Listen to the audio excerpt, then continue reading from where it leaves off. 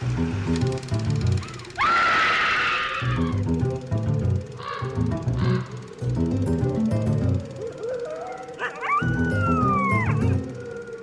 everyone, and welcome to a very special episode of Scream Scene, the horror movie podcast, where normally we watch every horror movie ever made in chronological order, and then we rank them from best to worst. But thanks to our supporters on Patreon, we're doing something a little bit different this time around. This is the second of our monthly bonus episodes about horror-adjacent movies. Movies that are like horror, but not. Adjacent. My name's Ben. And I'm Sarah. Thank you so much for listening to us today. Sarah, how are you doing today? I am tired because we have been babysitting my niece and nephew, 7 and 3 years old.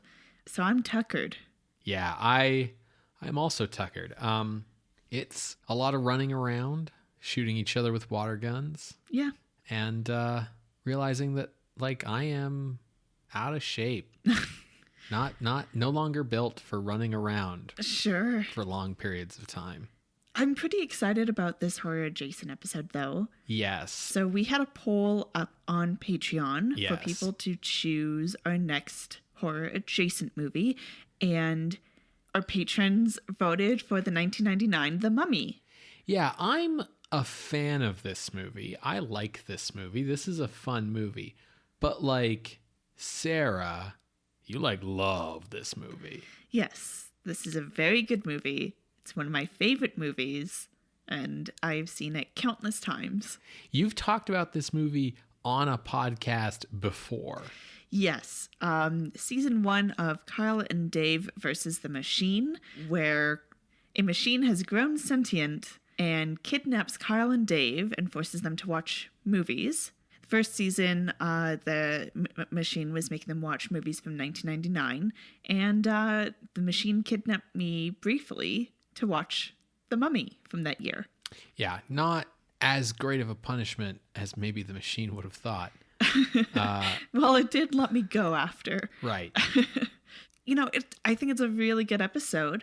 But the style of that podcast is not necessarily to go into the background of the movie. They watch the movie, they look at how it reflects culture in that year and how it compares to other films of that year.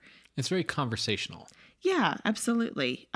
So I was really excited to cover The Mummy in a Scream Scene bonus episode for today because we get to talk about all of the behind the scenes stuff and trivia and in addition to about how much I love this movie. So Right. And everyone in it.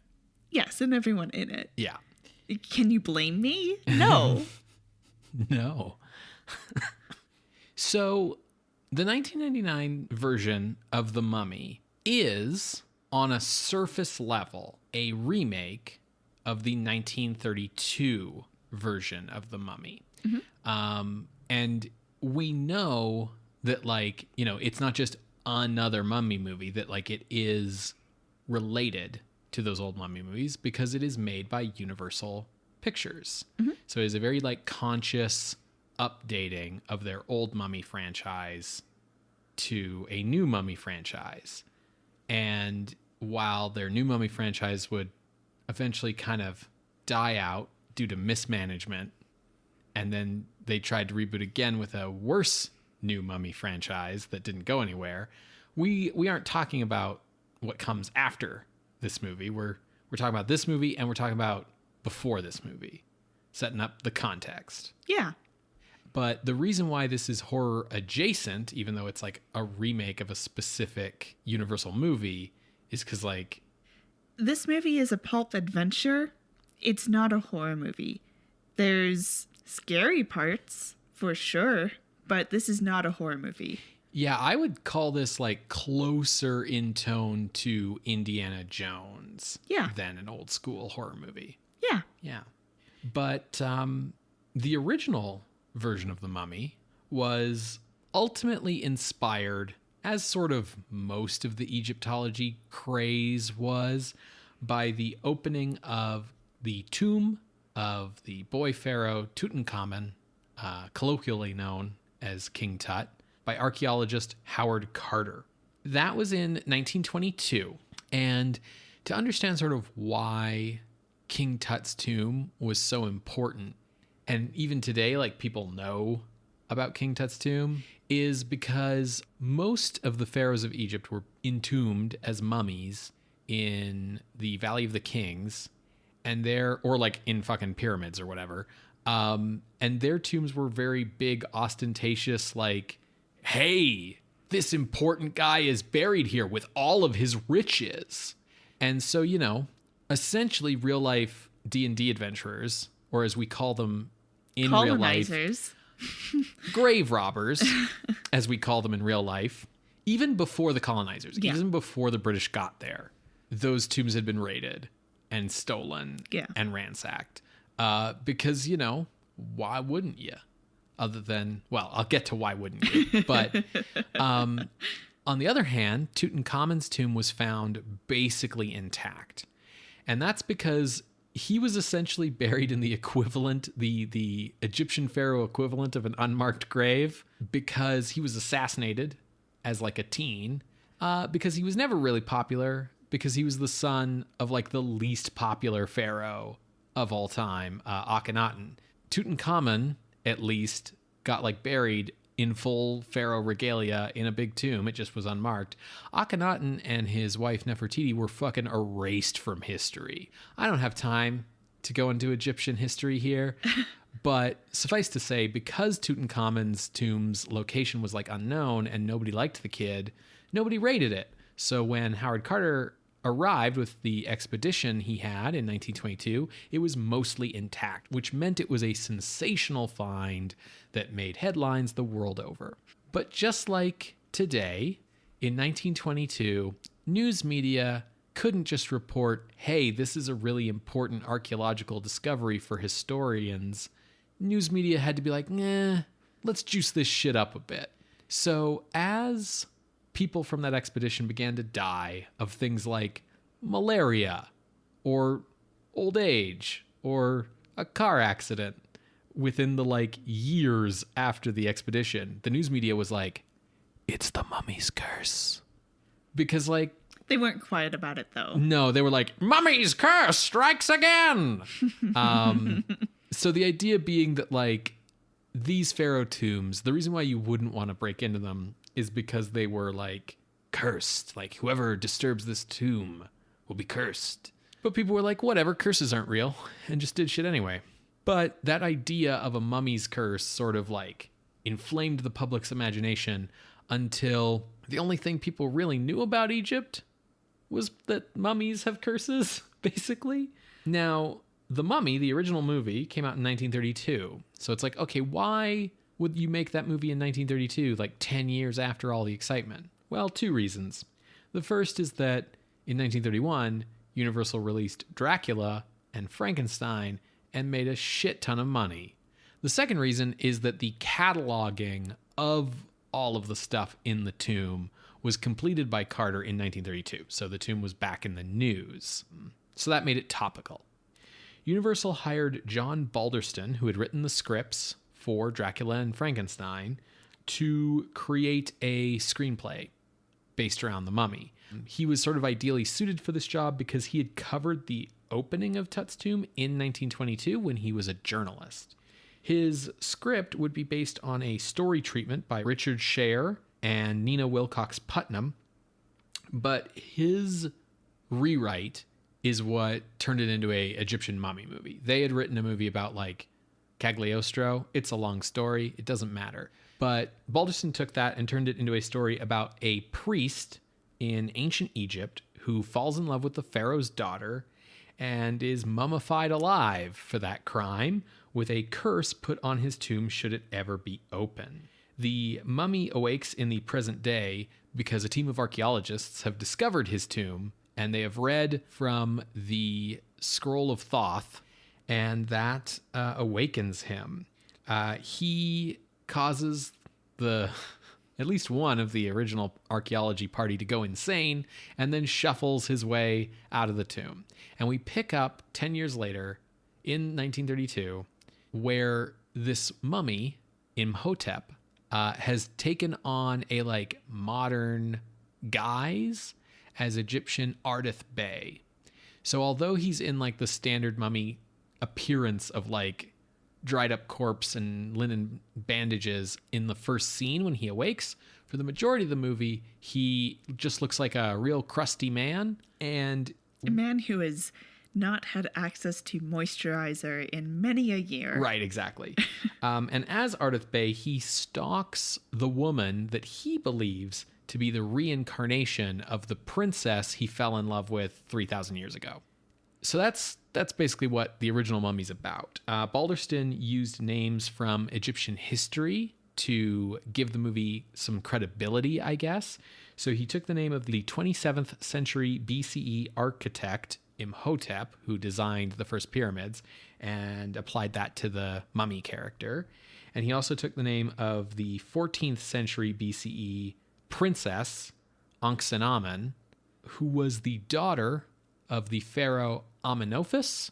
And Balderston uses both of those names for the pharaoh and the daughter in this movie. Fun trivia fact, just to tie it all together, Amenophis is the Greek form of that pharaoh's Egyptian name, which would be Akhenaten, because Ankhsenamen was Akhenaten's daughter. She was also the wife of Tutankhamun, Akhenaten's son, because that's how shit worked in Egypt back then. You married your sister. Yep. Other fun fact, Imhotep and Ankhsenamen did not live during the same time at all. Yes, 27th century and 14th century. He also adds some ancient Egyptian religious references like to Thoth and Osiris and so on to give the script credibility. Although the actual idea of a mummy coming back to life and stalking around people isn't really one from Egyptian religion or mythology. The resulting script from this story bore more than a passing resemblance to Universal's earlier Dracula movie. It even had actors David Manners and Edward Van Sloan in basically the same roles in both films. It could be accidental because Balderston wrote Dracula, but also Dracula made a ton of money. Yeah. So it's probably not accidental. It's definitely not accidental. It was 100% on purpose. Now, you might think, hey, if we're repeating Dracula and we're even getting like David Manners and Edward Van Sloan in here, clearly the mummy is going to be played by Bela Lugosi. But Bela Lugosi and Universal had a kind of a falling out by this point, and so Universal put their other big horror golden boy in the lead role, Boris Karloff. So he plays the role of like both Imhotep and the modern day disguise Ardith Bey. Karl Freund, the cinematographer of Dracula and Fritz Lang's Metropolis, was chosen to direct the film, and he brought a lot of like that German expressionism style to the picture. The film cost $196,000 and was a modest success at the box office with mixed critical response. We reviewed it in episode 35 of Scream Scene, and it is currently sitting at number 124 out of our ranked list of 197 movies. While it romanticizes ancient Egypt explicitly at the expense of Islamic Egypt, from a modern point of view, it's a pretty good depiction of the arrogance of the British Museum, and Imhotep's disdain for the plundering of his country makes him into kind of like a sympathetic figure from a modern perspective, which gives the movie, unintentionally maybe, a sort of more complex morality than simple good and evil. There's also that, love story, love through the ages, that is going on there. But, it's still a horror movie because, like, if you're walking around getting groceries and this, like, old man comes out of nowhere and he's like, "You are the reincarnation of my lost love from 3,000 years ago. You must come with me so that I can put you into old clothes and pray to Osiris to turn you into your old form," kidnap. That would still be pretty bad. Oh, totally. Yeah.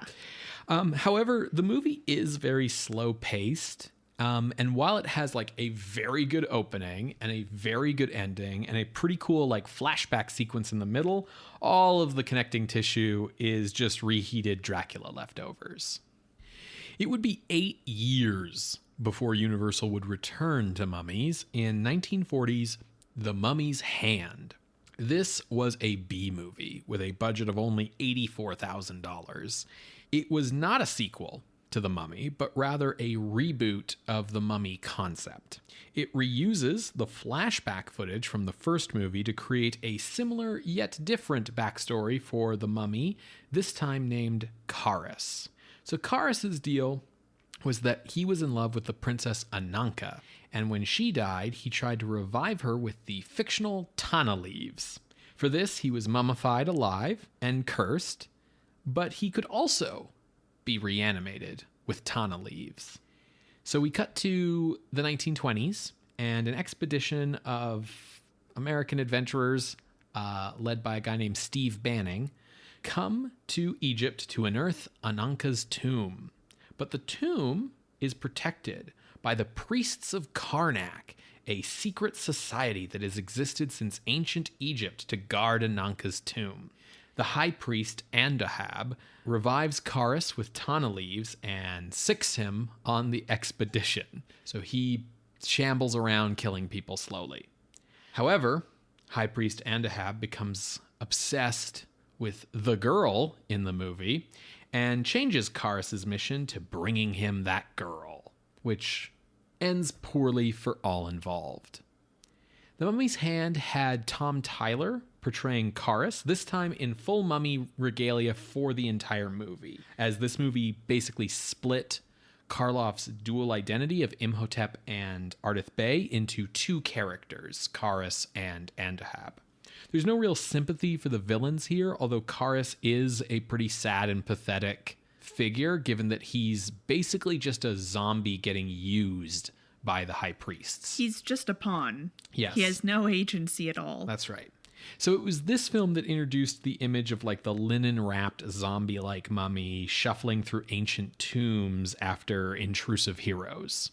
Andahab was played by George Zucco, and the movie introduces adventure elements to the story and is much better paced than the first movie, but it's also not as scary as it could be, and the mechanics of the plot are somewhat ridiculous. We reviewed it in episode 78, and it currently stands at number 157 on the ranked list. The Mummy's Hand was followed 2 years later by The Mummy's Tomb. The best of the Karis movies. This sequel picks up 20 years later, so in modern day times of the 1940s, and in this film, Andahab gives his young successor, Mehmet Bey, the task of taking Karis to Massachusetts to track down the families and descendants of the members of the original expedition that defeated him 20 years ago. Mehmet Bey is played by Turkish actor Turhan Bey, which is the closest we get to getting like an actual Egyptian person in any of these movies. But Karis is now played by Lon Chaney Jr., best known among Universal horror fans for playing the Wolfman, but he also did have one-off turns as both Dracula and Frankenstein's monster. This movie sees Karis stalking through suburbs in a kind of like proto-Halloween sort of feeling. It features one of the first instances of a horror monster attacking teens necking in a car, and we enjoyed The Mummy's Tomb quite a bit. It was more firmly horror than The Mummy's Hand, and better paced than The Mummy. We reviewed it in episode 95, and it currently ranks at 102. Two more sequels came in 1944, both featuring Lon Chaney Jr. continuing in the role of Karis. In The Mummy's Ghost, a new priest, now of Arkan instead of Karnak, for some reason, is sent to America to recover the mummies of Karis and Ananka. The priest, Yusuf Bey, awakens Karis with the tana leaves, but the body of Ananka disintegrates when they try to take it, indicating that she's been reincarnated in the form of an Egyptian-American student at the local university. Karis goes after her, and the film ultimately ends in tragedy as Karis carries the reincarnation of Ananka into a swamp to die in order to escape a sheriff's posse. You know, those famous Massachusetts swamps. Yes. This film brought back the sort of reincarnated love aspect of the original, incorporating it into the Karis movies. We reviewed this movie in episode 121, and it's currently ranked at 156. The Mummy's Curse picks up like another 30 years later or something, which means that technically it's set in the 1970s, which means that like references to the war in this 1944 movie are actually to the Vietnam War. What? Anyways, in that film, a land development company drains the swamp so that they can develop the land. 2 priests of Arkan arrive this time to try to recover the bodies of Karis and Ananka, as does a party of researchers from the university. Karis is found and revived by the priests with tana leaves, while Ananka emerges from the swamp revived by the light of the sun in the movie's best sequence.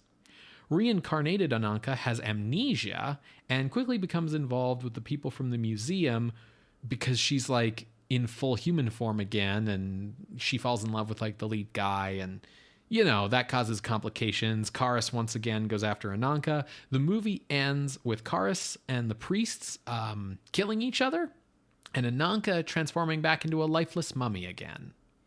It would be 11 years before Universal would do anything else with the Mummy franchise, when in 1955 they released Abbott and Costello Meet the Mummy, the final film in their series of movies teaming the comic duo of Bud Abbott and Lou Costello with their old horror characters.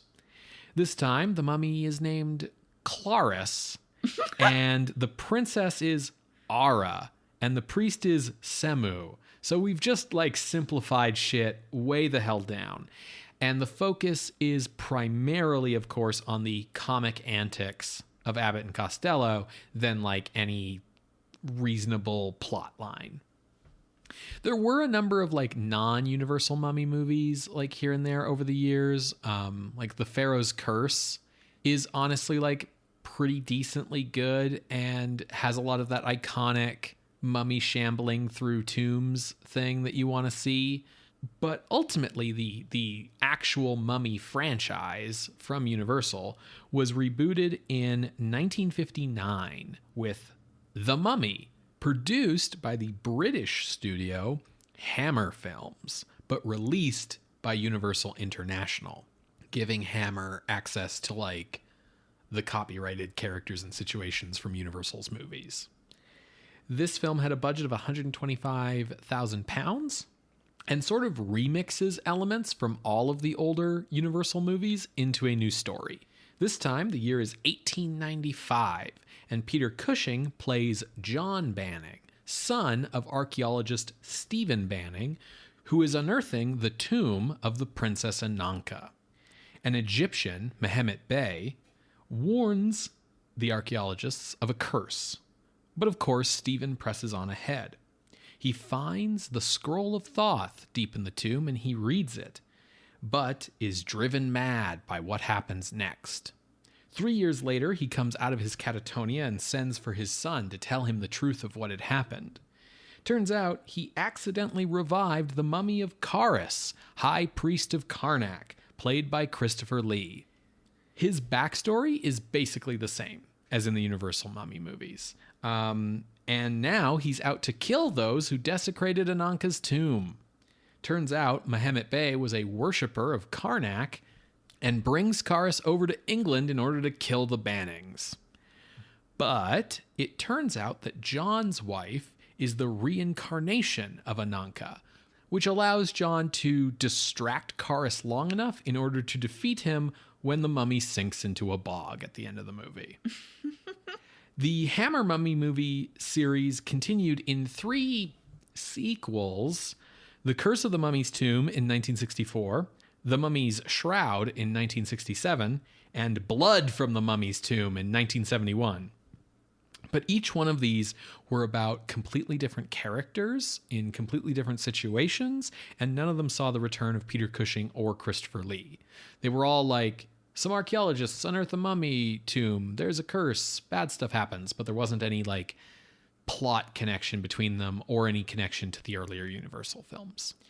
And that basically traces the iterations of the Mummy franchise up to the point when Universal began efforts to revive it once more in the modern era of the 1980s. Yes. So, listeners may be surprised to learn that the story of producing The Mummy begins, in the modern era, begins in 1987. Wow. With George Romero. Oh, interesting. So, horror was the goal with choosing Romero to create the treatment as well as being set to direct. Unfortunately, due to production hell, he had to leave the project. But from what I could find, the studio wanted something that was very Terminator-esque. I could kind of see that with The Mummy, honestly. And story-wise, it would not have been good. Oh.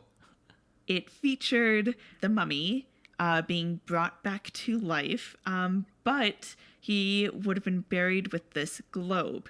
If you get it wet, anything the globe touches disintegrates. And upon being awoken, the mummy would try to take the globe to the ocean to destroy the world. As the mummy comes to life, an archaeologist goes like, oh shit, and grabs the globe without any real motivation to do so and is running away, and the mummy is coming after him like the Terminator. It sounds super shitty. Yeah, that's like not world threatening. Like, it's not what I want out of my Mummy movie. It doesn't really make sense. But I can see where they got all the individual parts of that from like the popular movies of the era, right? Like why they would think like this is the way to do it. Yeah. It's sort of similar to how in like the 2017 The Mummy, it was clear that like they were more interested in making like a Marvel style big action movie than like a horror film. Yeah. So this initiative was led by producers James Jacks and Sean Daniel of Alphaville Film. So Sean Daniel, as a producer, has been working since the 80s, and he's behind some pretty big movies like, say, 16 Candles. Oh. James Jacks is a producer who mainly got a start in the 90s. He did a movie called Raising Arizona. Yeah. And then started a partnership with Daniel on the movie Dazed and Confused. And then they continued working together through Alphaville Film for the rest of their careers. Sure. And their main goal was wanting a 1932 Mummy remake for the modern era. The modern era. The modern era. So 1987's attempt didn't go anywhere. So 3 years later, in 1990, they reached out to Clive Barker for a treatment. Oh, no. So this mummy fucks. Okay, so Clive Barker is behind Hellraiser, all of the Hellraiser sequels, as well as Candyman. Yeah. And many other things. But he's like a big horror guy. Yeah, I think like he's sort of in that Stephen King area where like he's a writer with a lot of novels, but like most people probably are familiar because of like adaptations of those novels. Yes. Now he writes forever, but he also goes on to become an executive producer of the 1998 Gods and Monsters. Yeah, that tracks. He's gay. He's gay. Gods and Monsters. He's a horror guy and he's gay. So yeah, that tracks. Gods and Monsters, for listeners who don't know, is like a biopic of James Whale. Yeah. So Clive Barker's version was also super fucking weird. I mean, it's Clive Barker, so yep. It tapped into that idea of aliens helping the Egyptians build the pyramids. Oh, no. And so while the Mummy comes to LA, aliens show up. It was like a whole thing. It was really fucking weird and would not have been good. It was definitely still horror. It resided in production hell. And then in 1992, Francis Ford Coppola released Bram Stoker's Dracula. Yeah. And made a fuck ton of money. Yeah. I'm sure that Universal was so upset that they didn't make that movie. Yeah, because Dracula is public domain, Universal had nothing to do with it. Now, Dracula had a $40 million budget and made $215.8 million. Wow, I knew it was a hit, but I don't think I realized it was that much of a hit. Yeah, man. And that Dracula fucked. Yeah, he did. Sorry, I didn't mean for it to be like that enthusiastic. So, our Mummy crew was like, okay, well, we've got to fucking try again. Jackson Daniel and their execs over at Universal were like, okay, there's money in this. We got to get into this. So, in 1993, they tapped writer Alan Ormsby for a treatment. Now, Alan Ormsby is probably most well known for adapting the 1982 version of Cat People. Oh, yeah. Before being tapped to write this treatment, he would have just finished work on the 1991 horror film Popcorn. Again, it was of a storyline where the Mummy comes to LA and is basically a Terminator-style villain. Mm-hmm. This had trouble getting off the ground. And then in 1994, Kenneth Branagh's Mary Shelley's Frankenstein came out and didn't make as much money as Dracula, but still made a shit ton of money. Yeah, it's a good movie. I feel like people forget about it.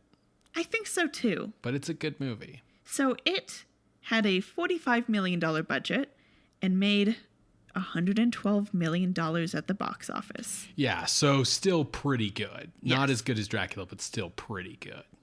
Now, the thing to keep in mind is both those movies, Dracula and Frankenstein, are period pieces and are horror, and they tap into an all-star cast and gothic themes.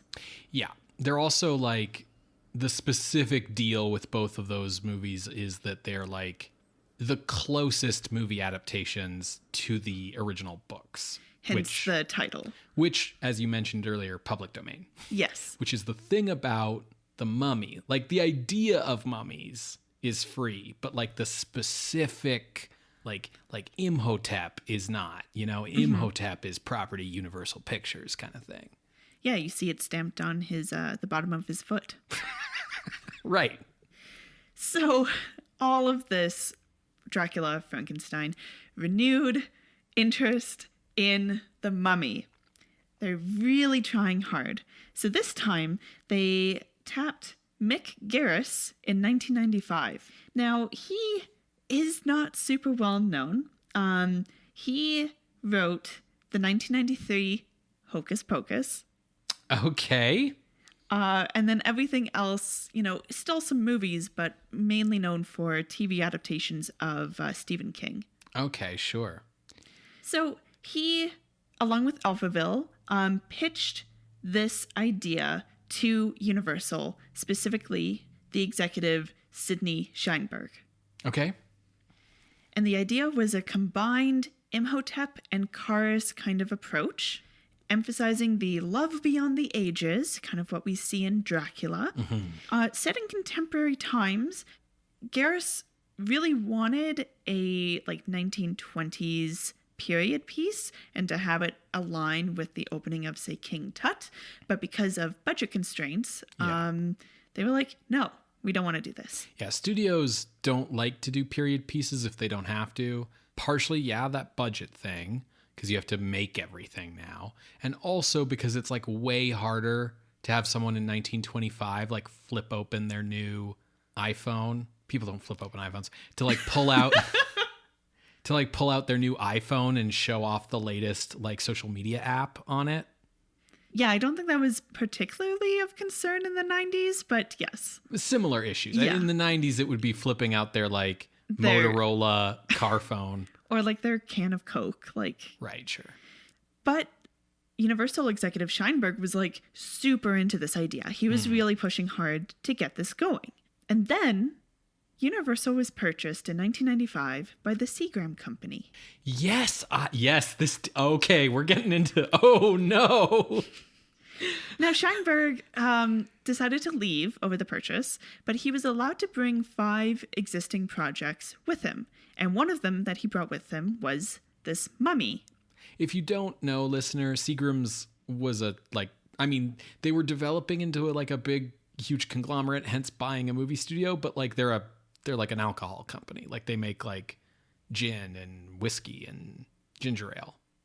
So Sidney Sheinberg was born in January in 1935 in Texas, and he became a lawyer at Columbia University and Columbia University Law School in 1955. Okay. In 1958, he moved to California to teach at the UCLA School of Law, and during that time, he joined the legal department of Review Productions, the TV subsidiary of MCA, which eventually acquired Universal in 1962.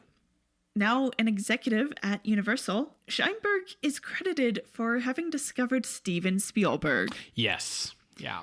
And thus is responsible for enabling the hits of Jaws, E.T., and Jurassic Park. Yeah, if you are a big Jaws fan and you know all the behind-the-scenes trivia of Jaws, like Sheinberg's name will be familiar to you. Yes. Now, he also has his hands in many other Universal hits, not just Spielberg, things like Back to the Future, for example. Which, like, Back to the Future is almost like a Spielberg spin-off. Yeah. Like it's Robert Zemeckis, but like you can feel that it's like Spielberg adjacent. Bottom line, though, you want this guy on your side when you're making a movie. Right. Now, when he left Universal with the Seagram purchase, he took the mummy with him and kept the project going at his own production company. But costs kept getting higher because now that this is like one of 5 films he's brought with him, he's like, no, this needs to be big. So they want to get a big name cast so people will come see it and they'll make money. Except they don't have the budget to hire these people. Yeah. They want a big name director to make money. They don't have the money to hire that person. So eventually they actually priced the project out, and this 95 version of The Mummy never got off the ground. Right. I feel like they were right about wanting the big name actors and the big name director because like those were the things that really separated Coppola's Dracula and Branagh's Frankenstein from the common milieu of horror movies in the 80s and 90s, which were generally like, hey, here's a bunch of no-name actors that you'll never see in anything again from this like cheap director that we found on Craigslist. The 80s version of Craigslist. Which is just the classified ads. And they're going to get killed by this stunt man wearing a mask, one after the other over the course of the next 90 minutes. I feel like that was the big problem about like trying to make the Mummy into like a Terminator modern day thing, is to me that would feel like way too similar to just like, oh, he's Jason or Michael Myers wearing toilet paper instead of a cool mask. Or the Terminator. Sure, wearing toilet paper. But I mean, the Terminator is just Michael Myers if he was a robot. People forget that the first Terminator like feels like a slasher movie. Yeah. Time traveler slasher movie. Yes. So, finally, 1996. Because Alphaville still wants to make this movie. So they head back to Universal and they bring along a writer named Kevin Jarre. Kevin Jarre was born in 1954 in Detroit. Now, his parents divorced and his mom remarried an actor named Brian Kelly. Do you know who this guy is? No. He helmed the 1960s Flipper. Oh, okay, cool. And he actually got Jarre some acting credits as a kid on Flipper, because why not? Yeah. Eventually, his mom and Kelly divorced, and she would remarry the French composer Maurice Jarre, who would adopt Kevin. Sure, yeah. Now, Maurice Jarre scored movies and encouraged Kevin to take up screenwriting. He wrote a treatment that would eventually become Rambo First Blood Part 2. Okay.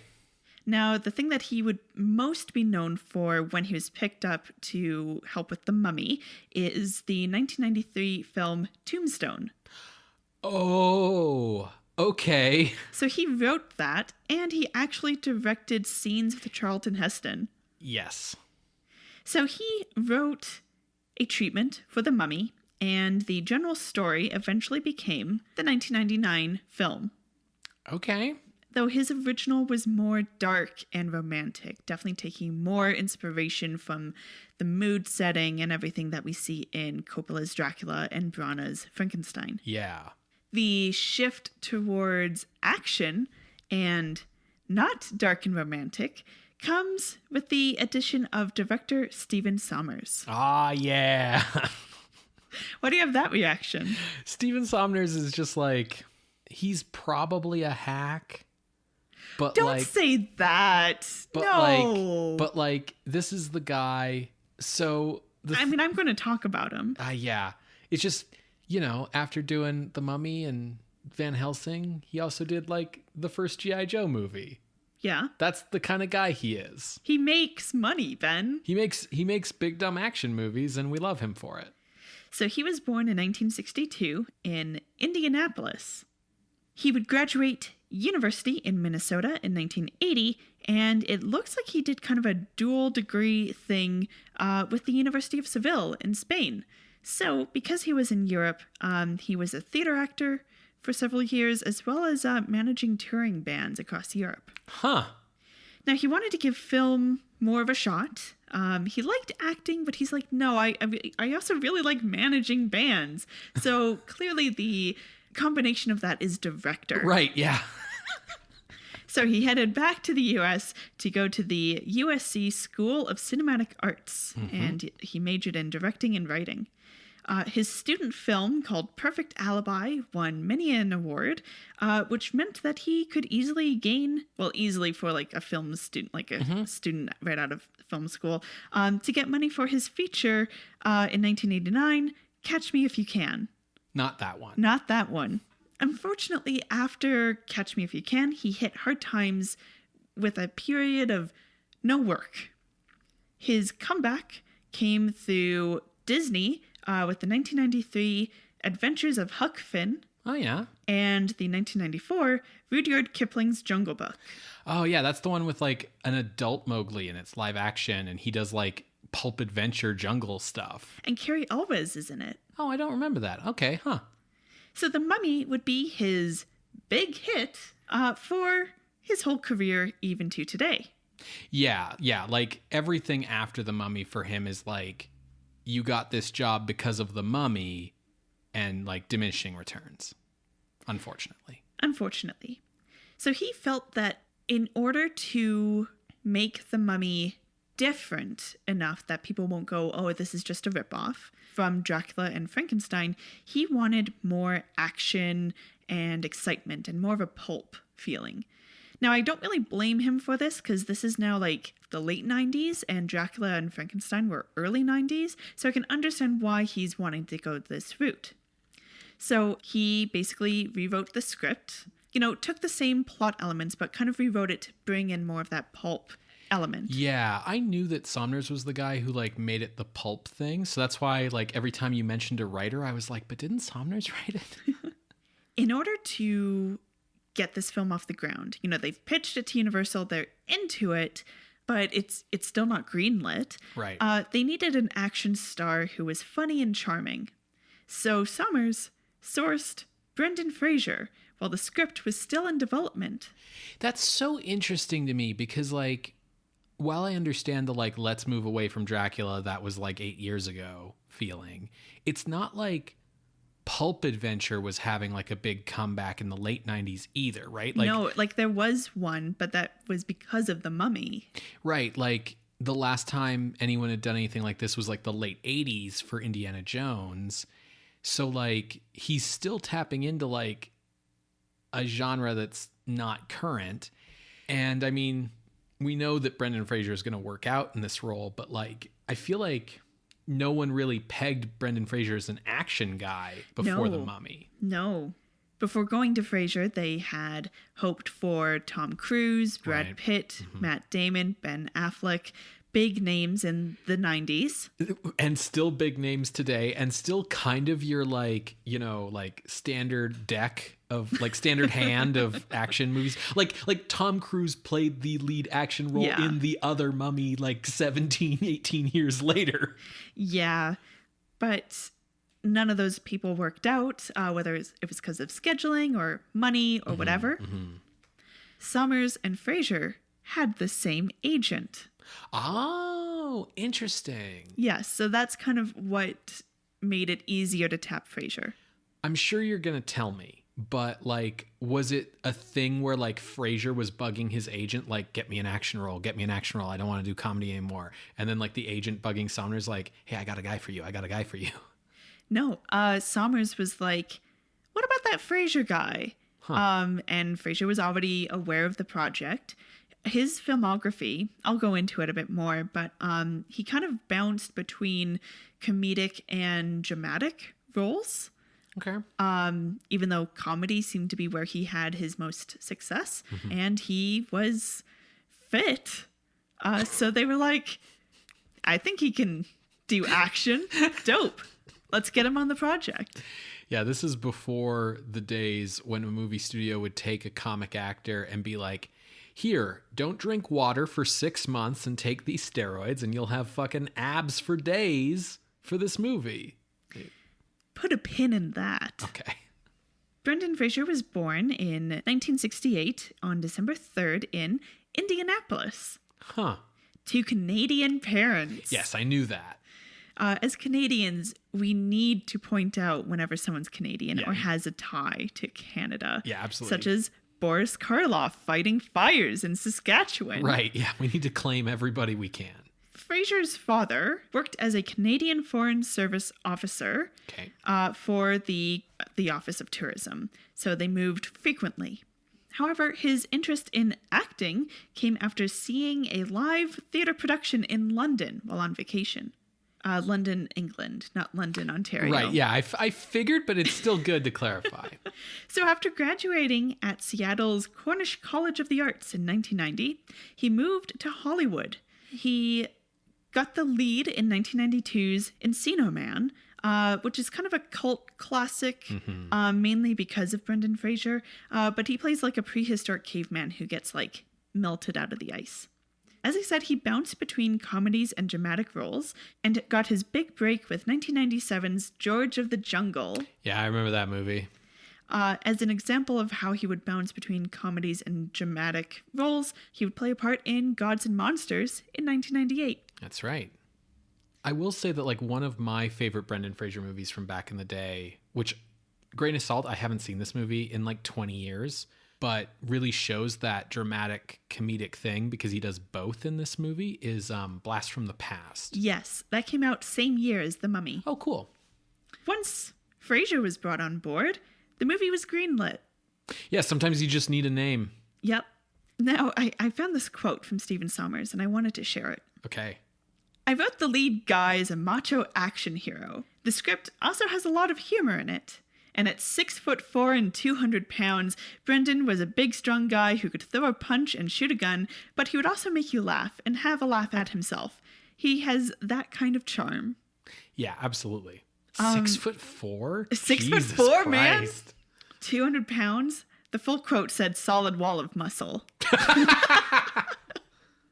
So Fraser's biggest financial success came with The Mummy. Some of his big critical successes down the line would include Blast from the Past and 2004's Crash.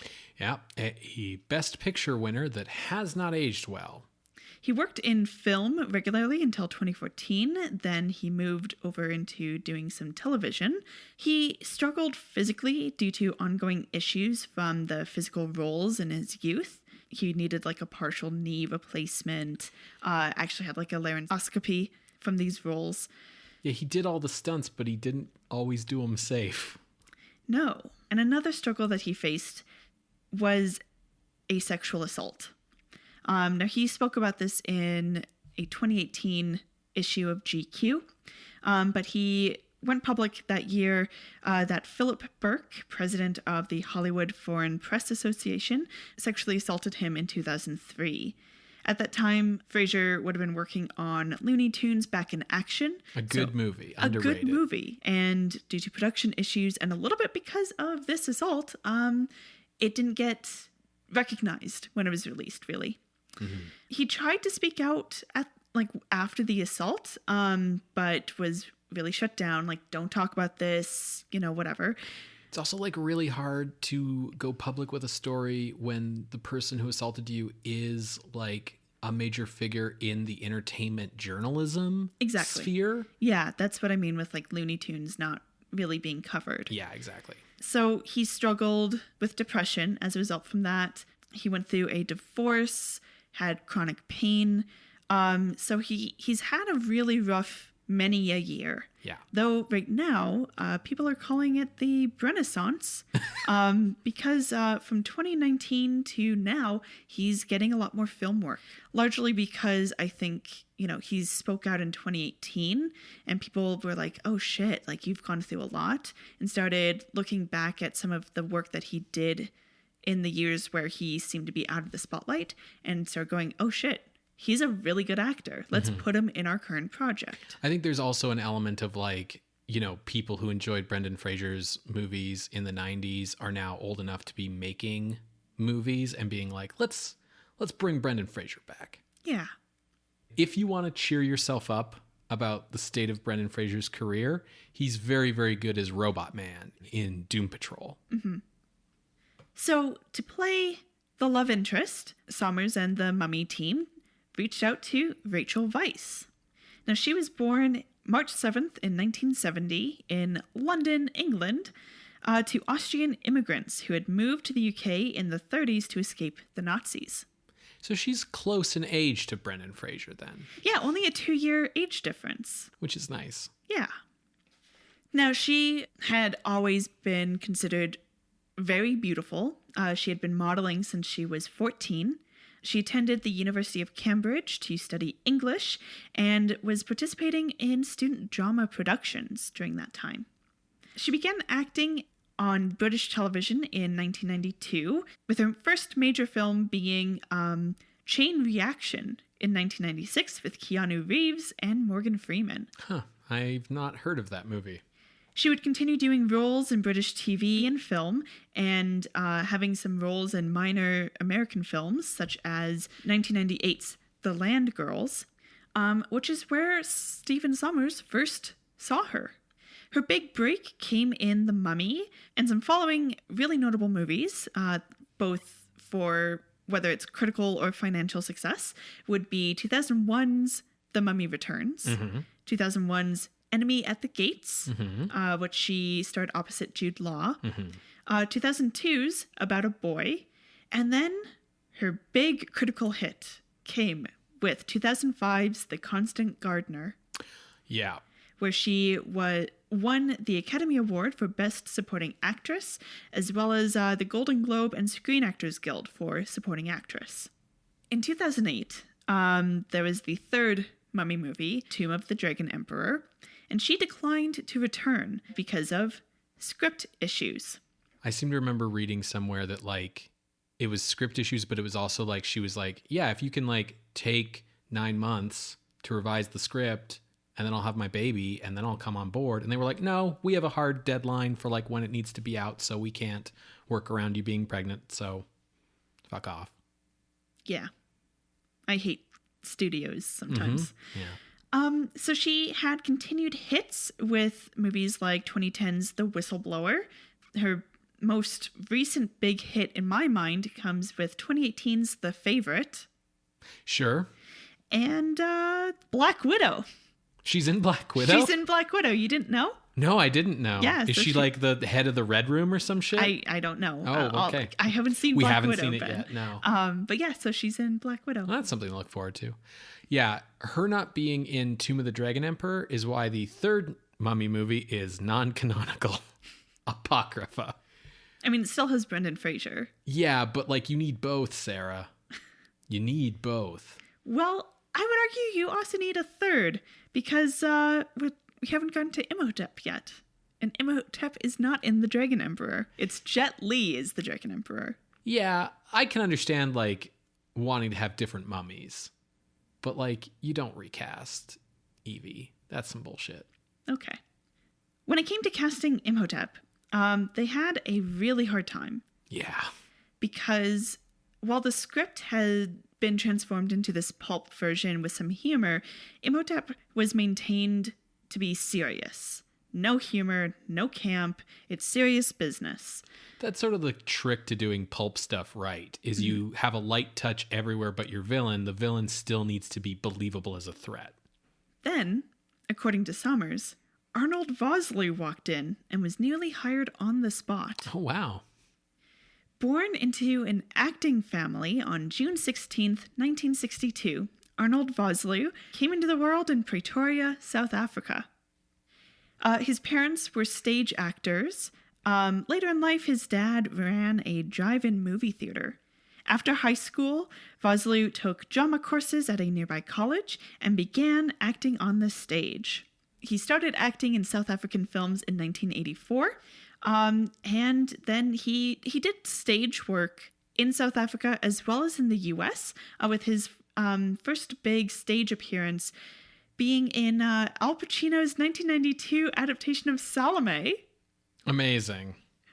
Which I did not know that Al Pacino acted on the stage at all. Yeah, and he like directs stuff too. Yeah. Yeah. His U.S. film debut came in 1992 with 1492, Conquest of Paradise. Oh, that's right. He is in that movie. Vosloo then stepped into horror in the role of Darkman in the sequels Darkman 2 and Darkman 3 in 1994 and 1996, respectively. That's right. He replaced Liam Neeson plays the role in the first one. That's right. Now, his kind of biggest action role would have been 1993's Hard Target with Jean-Claude Van Damme and director John Woo. Cool. He is the villain in that movie. So he was a big hit in the 1999 The Mummy and would return again in 2001 for Return of the Mummy. The Mummy Returns? Yeah, The Mummy Returns. And then I just, because this is hilarious to me, he was the bad guy in 2003's amazing action movie, Agent Cody Banks. Oh my. I've never seen that movie. Oh, I have. Okay. Because I was a big Hilary Duff fan. Vosloo also starred opposite Leo DiCaprio in 2006's Blood Diamond.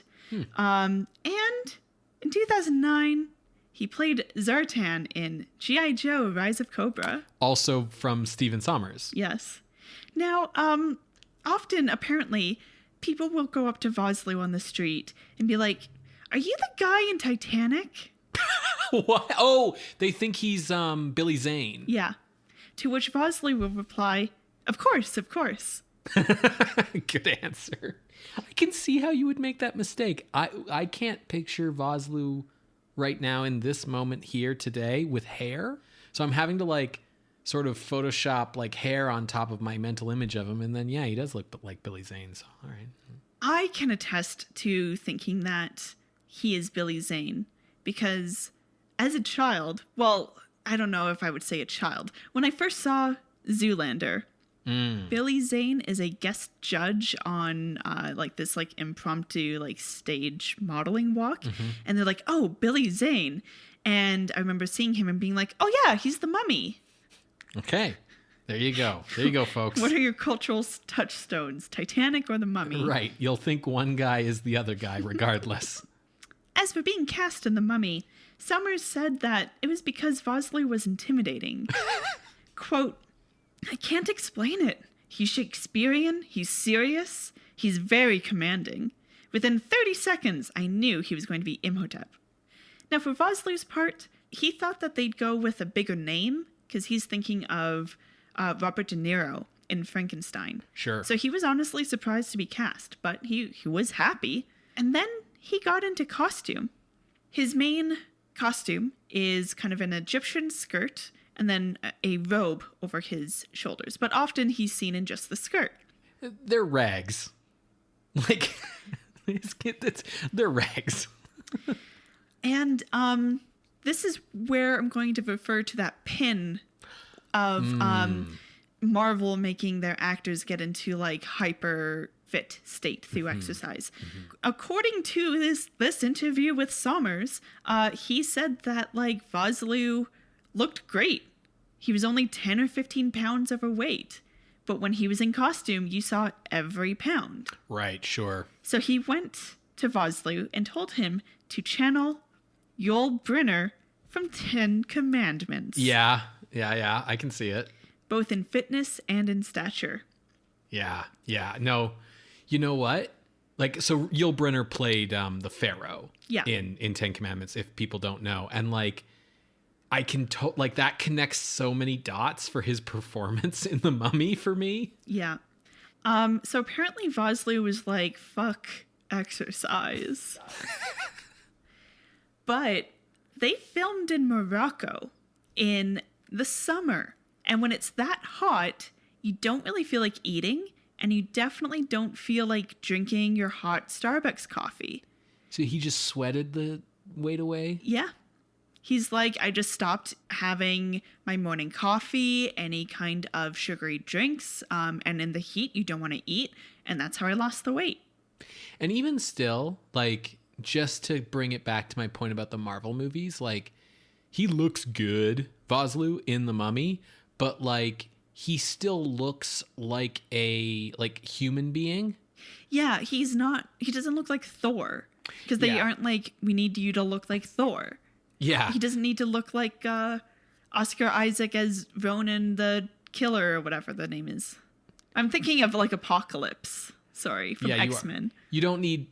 Well, I think the one I always just sort of think of is like when they make Chris Evans be shirtless as Captain America, right? Where it's like he's in like full like sort of bodybuilder style body, which is like not meant to be a body type that you're supposed to like have for, like most bodybuilders don't look even like that outside of like competition season. Yeah. So in channeling Brynner, Vosloo played the mummy straight and emphasized the romance side of the story. Yeah. Now to bring the mummy to life, Sommers tapped industrial light and magic. Which is the people you want to talk to. Yeah. Now they actually came on board right around the same time as Brendan Fraser, and I think that's part of why the movie got greenlit. Sure. Yeah, you got a good big name and a big effects house. Yeah. Now, ILM was founded by George Lucas in 1975 for Star Wars, and in fact, they had just wrapped some effects on 1999's Phantom Menace. Sure, yeah. Now, as I said, they have been involved in the pre-production of The Mummy for as early as 1997, providing some special effects to executives to help the film get greenlit. They motion capped Vosloo for the full digital version of The Mummy when he's his most gooey self, and then would use a mix of special effects, foam prosthetics, and LEDs as he becomes more human. Yeah. The best scene to point to for an example is at one point, Imhotep comes into the hotel room. He walks into frame and you see like a digital scarab run from like one side of his head down into his cheek, and then he chews. Right. Because he's like eating the scarab. For that shot, he would have had some LED things to map onto his cheeks, but it still would have been all him otherwise. Yeah. So as I said, they filmed in Morocco from May to August in 1998.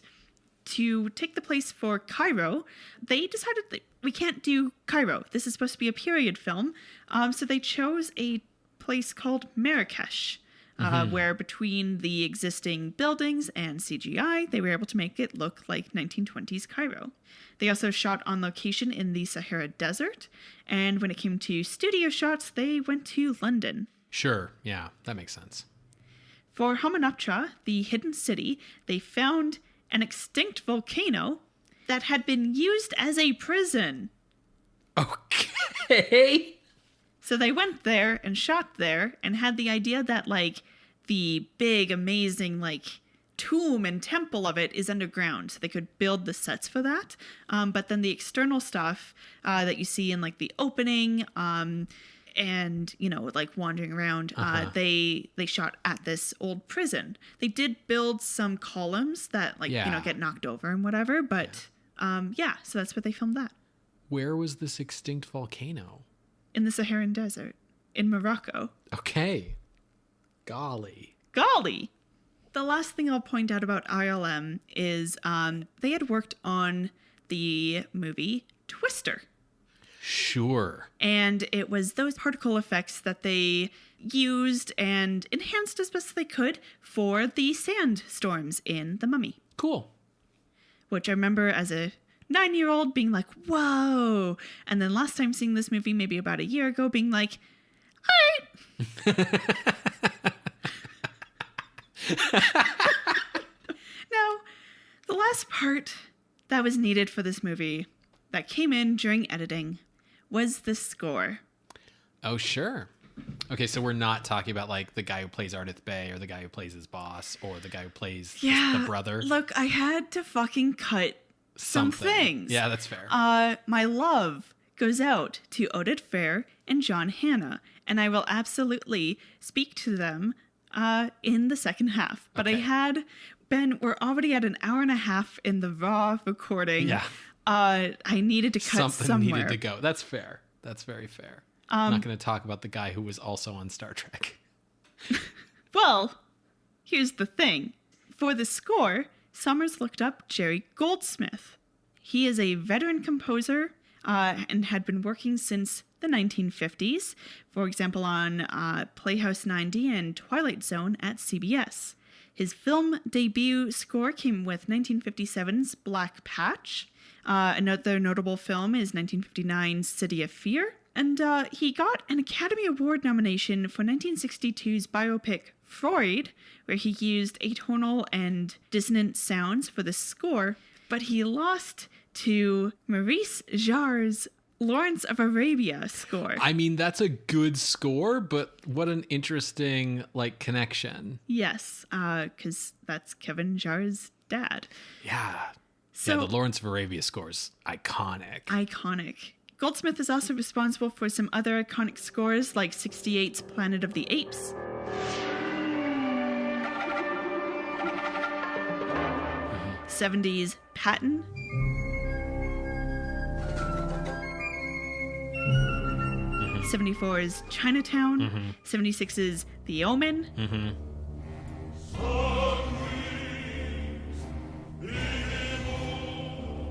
And 1979's score for Star Trek The Motion Picture. Mm-hmm.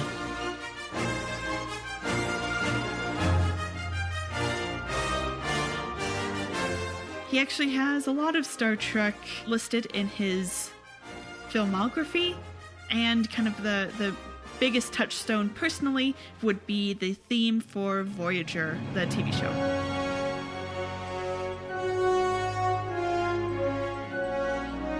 Yeah, now his motion picture theme got reused as the main theme of Next Gen.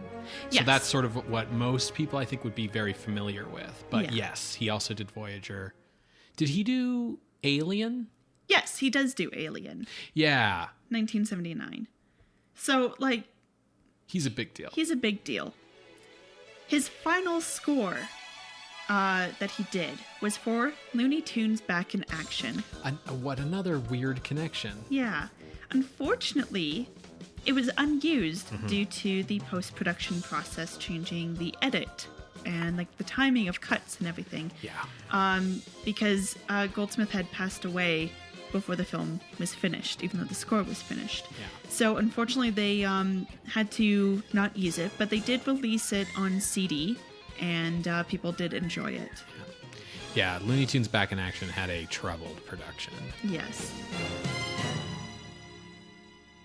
Now, the other musical note that I want to put out there is that the orchestrations for The Mummy were by Alexander Courage.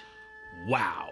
I didn't know that. Yeah, That's so he cool. composed the original Star Trek theme. Yeah, he and Goldsmith were like friends going way back, and Roddenberry wanted Goldsmith to compose the original Star Trek theme, and Goldsmith was like, I'm busy doing Planet of the Apes or whatever, you should get Alexander Courage. Yeah. Huh. I didn't even know Courage was still alive by 1999. Right?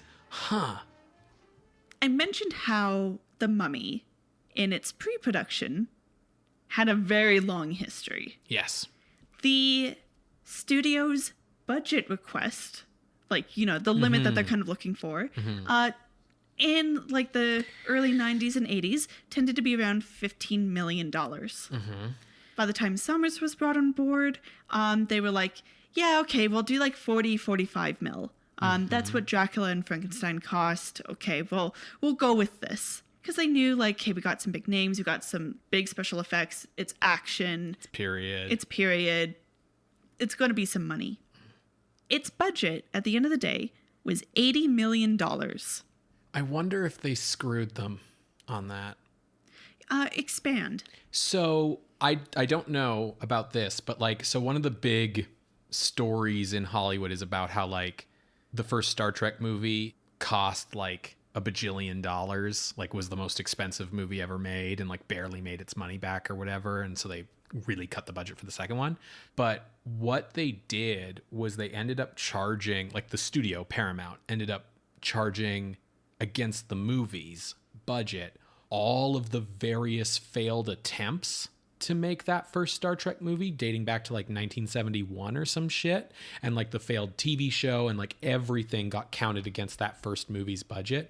So I wonder if something similar happened here where like all those earlier attempts, those earlier scripts, those earlier directors, all those earlier paychecks that had to go out to keep the movie kind of going the whole time got counted against the finished movie. I mean, there's probably a pretty good chance of that, though I can't say for sure whether that's the case. Okay. Now, test audiences didn't react well to the film. Yeah. Because they were expecting horror, and they got pulp adventure. But according to Sommers, the studio managed to turn that around with a Super Bowl ad where it was like, it's pulp. And it all turned after that. I don't remember, like, so when this movie came out, I was 9. Yep. And I remember thinking as a 9-year-old that this was horror. I remember seeing commercials that scared me. I remember the poster really scared me as a 9-year-old. And I didn't see this movie like until I was, 12 or 13 or 14 or something like that. Like after the second one had come out is when I saw this first one. And it was like, oh, this is totally different. Yeah, I really wanted to see this movie as a 9-year-old. My parents wouldn't let me because they were like, no, it's going to be too scary. It was coming out. I'll kind of expand on this, but it was coming out in May. My birthday is in May. So I was like, I want to go to this for my birthday. And they're like, no. Near my birthday, my parents went to go see The Mummy without me. And they came back and Mom was like, oh yeah, it's really good. And I was like, so I get to go see it? Crickets. I never got to see it until it was at least a year later. So I would have been 10. We had rented it and we put it on TV and I was with my friend and my mom vacuumed through the whole movie. Wow. Because it was on cleaning day. Wow. That makes my mom sound awful. She's not. No, she's good people. But that was my experience of seeing this movie. But I remember wanting to go see it because I was super into Egypt. My parents didn't see it in theaters. I do remember them renting it and not letting me watch it because they thought it was going to be a horror movie. And I eventually saw it at my Aunt Liz's house, where they had a box set of the first two on VHS. And I was explicitly told the second one's bad, but we did watch both of them. Okay. But I've seen the first one many times since then. I have not seen the second one since then, even though we own it. No, it's not bad.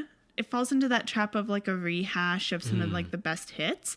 But like I've actually come to really like appreciate the way that it plays with some of the tropes of the Imhotep Chorus lineage, I guess you could say.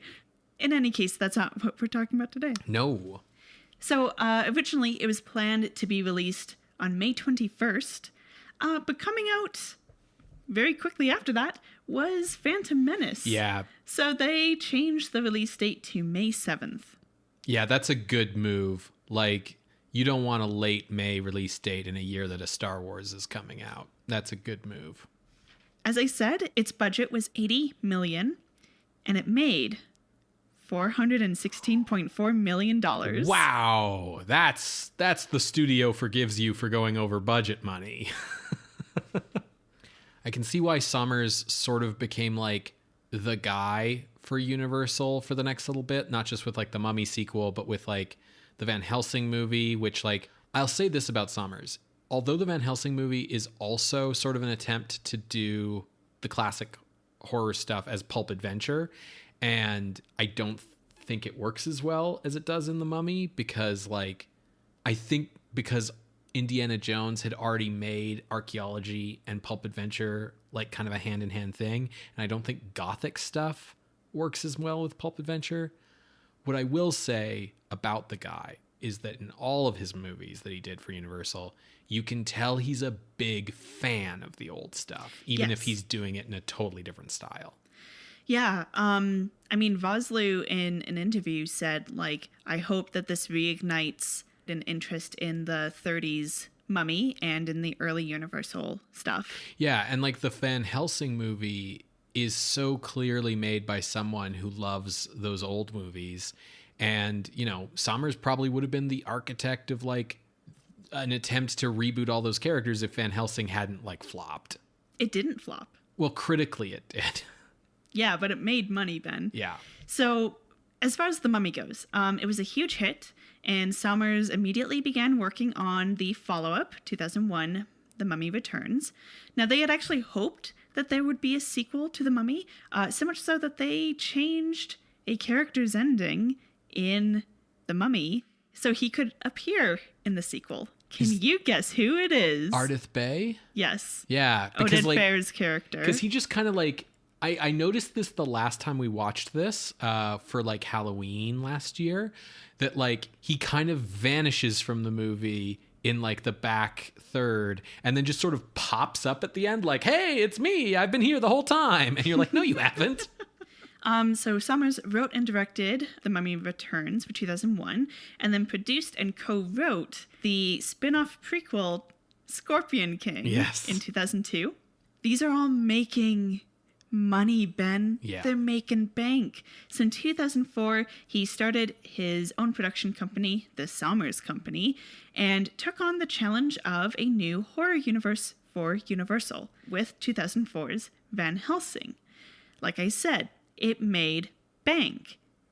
But when he went to do the other adaptations and everything got lost in production hell. So his most recent credits are 2009's G.I. Joe Rise of Cobra with Vosloo and 2013's Odd Thomas. I hadn't even heard of Odd Thomas. Like literally G.I. Joe was the last thing I could remember him doing. So those are the things that he directed, but he's been a producer and or executive producer on anything to do with The Mummy. That includes the animated TV show, which I definitely watched as a kid. That includes the Scorpion King and all of the other like wrestler spin-off versions of the Scorpion King. Yeah, the direct-to-video sequels. So The Mummy is available to rent on Cineplex, Apple TV, Google Play, Microsoft Store, YouTube, and Amazon Video. So... Modern films, widely available. Modern popular films, yes, widely available. So we hope you can watch along with us. Awesome. So we're going to hear a brief musical break, and when we come back, we will discuss the 1999 The Mummy, directed by Stephen Sommers. Thank you, Sarah, for all of that. That was great. I'm glad that we switched here.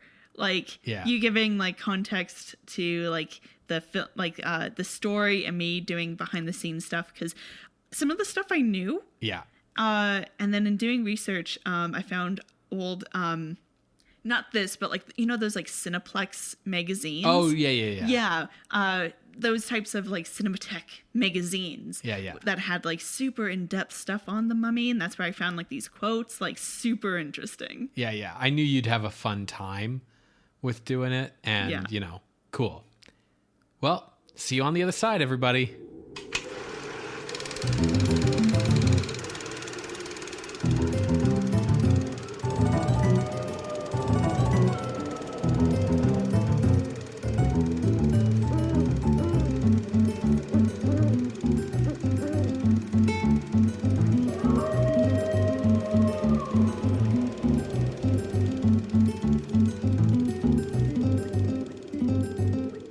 Welcome back to Scream Scene. We just finished watching The Mummy from 1999, directed by Stephen Sommers.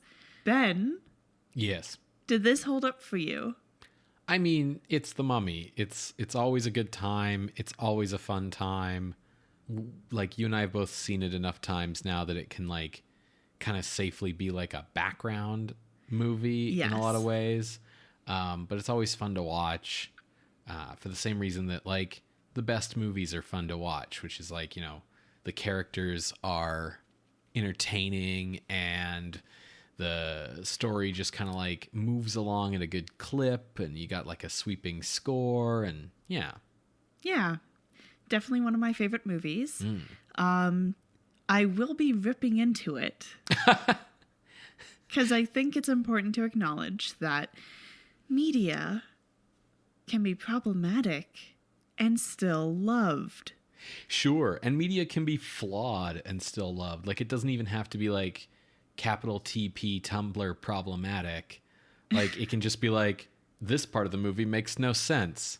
This part of the movie betrays like that scripts go through multiple drafts. And it's like, that's fine. Yeah. And you enjoy it, and it's still like the bisexual experience. It has, you know, it has problems, but I'm still going to love it. It has a weak grasp of history, but like, that's fine. It's a movie where a mummy comes back to life and has superpowers. So like, if your issue with it is that like at the start of the movie, we've got like the pyramids and the Sphinx all within like 100 yards of each other at the city of Thebes, all being built at the same time, and you're like, that's not right. It's like, yeah, but neither is Resurrection. So all right, let me give a brief synopsis. Okay. Now, I will be moving through this pretty quick because I feel like a lot of people have seen this movie. Yeah. I don't need to be as detailed as I would with a movie no one's heard of. Right. So we start in ancient Egypt with the high priest Imhotep and Anaxinamun. Anaxinamun? Anaxinamun. Not how you pronounce her name, but they are having an affair. Mm-hmm. She is the concubine of Seti I, and he catches them, and in the moment, Anaxinamun kills him, and Imhotep escapes. He steals Anaxinamun's executed body with the plan to resurrect her, but is stopped halfway by the pharaoh's guard called the Magi. Not Magi, by the way, which is what I've thought they were called for a long time. Like Magi as in like the three Magi who go to like visit Jesus, like an old timey word, like as if they were just like Magi. Yeah, like an old timey word for magician, basically. No, it's Medjai. Yeah, the pharaoh's guard. Yeah. So they stop Imhotep and his priests. They mummify the priests alive, and Imhotep gets a different treatment. I forget the name of it. The Hyundai. The Hyundai. Not the car. Hyundai. They take out his tongue. They wrap him in linen, stick him in a sarcophagus, and then pour fictional flesh-eating beetles, scarabs, all over him that will slowly eat him to death. This movie also goes down smoother if you're willing to accept that, like, scarab is the word in this movie's universe for a fictional nonsense beetle and not like a real thing. It's definitely not real. When they were designing the look of it, director Stephen Sommers was like, he take like the worst parts of every insect and like put it in there. So it has the pincers, it has like gross wings because it's gonna fly at you. Like, yeah. So they are completely fictional. But like scarab is like a real so it's animal. odd. Yeah, it's like if you were watching a movie and like, you know, the gremlins from the movie Gremlins showed up, but people just called them foxes. It's like, what? So Imhotep buried alive at the foot of Anubis because he's been a bad boy in Hamunaptra, city of the dead, where there's also a big treasure. And the Magi, through the years, have continued to watch over Hamunaptra as a secret society to prevent the creature and Hamunaptra from being discovered. Because the creature has superpowers. And if he were to be reborn, it would unleash a horrible evil upon the world. And he would be invincible. What a horrible curse to have. You ask Dracula. Yes. Okay, fast forward. It's 1926, and Jonathan Carnahan has discovered a little box, which he actually stole from a man named Rick O'Connell. John takes the box to Evelyn, his sister, who is a librarian and wannabe Egyptologist, and she's like, oh, yeah, it opens like this, and hey, inside is a map that shows the way to Hamunaptra. They show this to Evie's museum boss, and he's like, oh no, I've accidentally lit the map on fire, oh no, and it's a wild goose chase, don't do it. Long story short, Evelyn is like, no, I need to get some field experience in order to become an Egyptologist, so we're going to find Hamunaptra. And she learns then that Jonathan stole this from Rick O'Connell. They go to Rick, who is in jail. Now he had come across Hamunaptra 3 years earlier while part of the French Foreign Legion, but now he's in jail because he had a very good time. And they make a bargain to get him out of jail to show them the way to Hamunaptra. Along the way, they meet a group of Americans with an Egyptologist of their own, led by Rick's old friend Benny, who also was at Hamunaptra 3 years prior. The Magi attack several times, trying to get the map, trying to get the box key thing, but to no avail. Eventually, both the American teams and Evie's team make it to Hamunaptra, and while the Americans find a chest with a Book of the Dead and some canopic jars, and Evie's team finds a sarcophagus with a mummy inside that is still juicy. Now, the Magi do attack their camp, saying, like, leave this place or die, and they're like, no. The Magi are like, we warned you. So Evie steals the Book of the Dead from the Egyptologist, opens it with the key thing that she used to open the sarcophagus, and reads from the book, which brings the mummy, turns out is Imhotep, back to life. Now, because the Americans opened the chest, they have a curse on them that this mummy must search them out, kill them, and absorb their life force so it can become fully invincible and human again. Yeah, so he can go from being an Juicy. expensive CGI monster to just a naked guy. So with Imhotep risen, trouble begins. He hunts down the Americans to regenerate and kidnaps Evie with the plan to use her as a human sacrifice and bring Anaxunamun back from the dead. But if our intrepid heroes can find the Book of Life at Hamunaptra, they can make him mortal and therefore defeat him. So one of the Magi, whose name is Ardith Bey, though never said in the movie, joins with them to head back to Hamunaptra and fight off the mummies and interrupt the ritual. But oh no, more than just Imhotep mummy, we got priest mummies who make gross sounds, and we got soldier Magi mummies that just take orders and are like a step above in terms of threat level. Yeah, the priest mummies are CR3, the Magi mummies are like CR5. Now Imhotep does get far enough into his ritual to bring Anaxunamun's soul back to her mummy body. And so she's like a walking creepy mummy.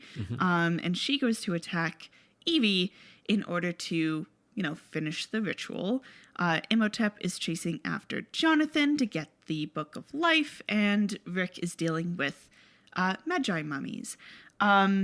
Eventually, Jonathan reads enough from the book to get the Magi mummies to kill Anaxunamun, which leads Imhotep to begin attacking Rick, giving Evie enough time to read from the Book of Life to make Imhotep mortal. Rick then kills him, stabbed in the gut. Ooh, what you say? Just in time for Hamunaptra's destroy temple switch to be pulled by Benny because of stealing treasure, and temple's getting destroyed, so everyone has to escape. Benny gets left behind because he's not fast enough. He's not fast enough. All little creatures like him get their comeuppance. He's implied eaten by scarabs. Yeah. Apparently, so he had a dial in his coat so he could control his torch. Oh, so the light could go out? Oh, that's cool. All this and more fun facts to come in the second hour of the Mummy show. But our intrepid heroes, Jonathan, Rick, and Evie, manage to escape.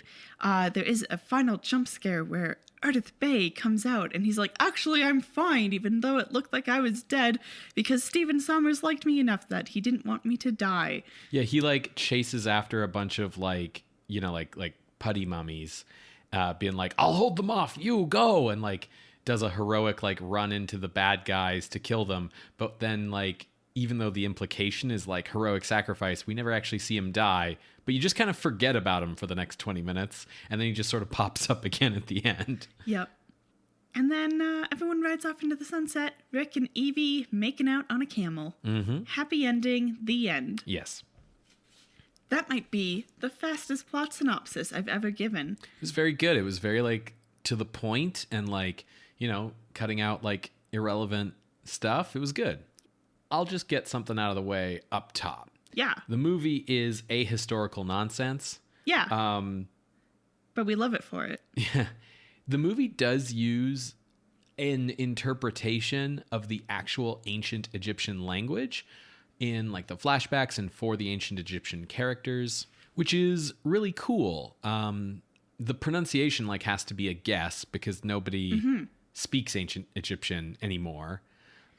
Yeah, they actually worked with an archaeology professor from UCLA for accuracy in terms of how mummies were made, anything to do with Egyptology, as well as an educated guess for pronunciation. Mm-hmm.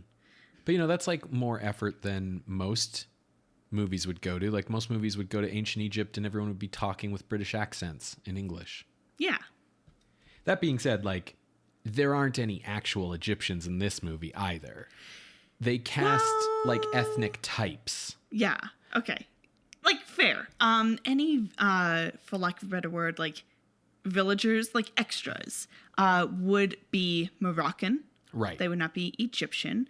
Now Oded Fehr, who plays Ardith Bay, is Israeli, which is not Arabic. Is not Arabic. Geographically might be closer to Egypt than Turkey. Yes. So he does beat out Turhan Bey in terms of, closest guess. Closest guess to being in an Egyptian movie. Yeah, so Oded Fehr is Israeli. Eric Avari, who plays the museum director and was on an episode of Deep Space Nine, is Indian in descent. And Omid Jali, who plays the warden, jailkeeper, he is Persian in descent. And then Haran Ipali, who plays Seti the First, is also Israeli. And Patricia Viesquez is Venezuelan. She plays Anaxunamun. So Omid Jali, the warden, might be closest then, because if he's Persian, that's in Iran. That's Iran, which is still not the Arabic ethnicity.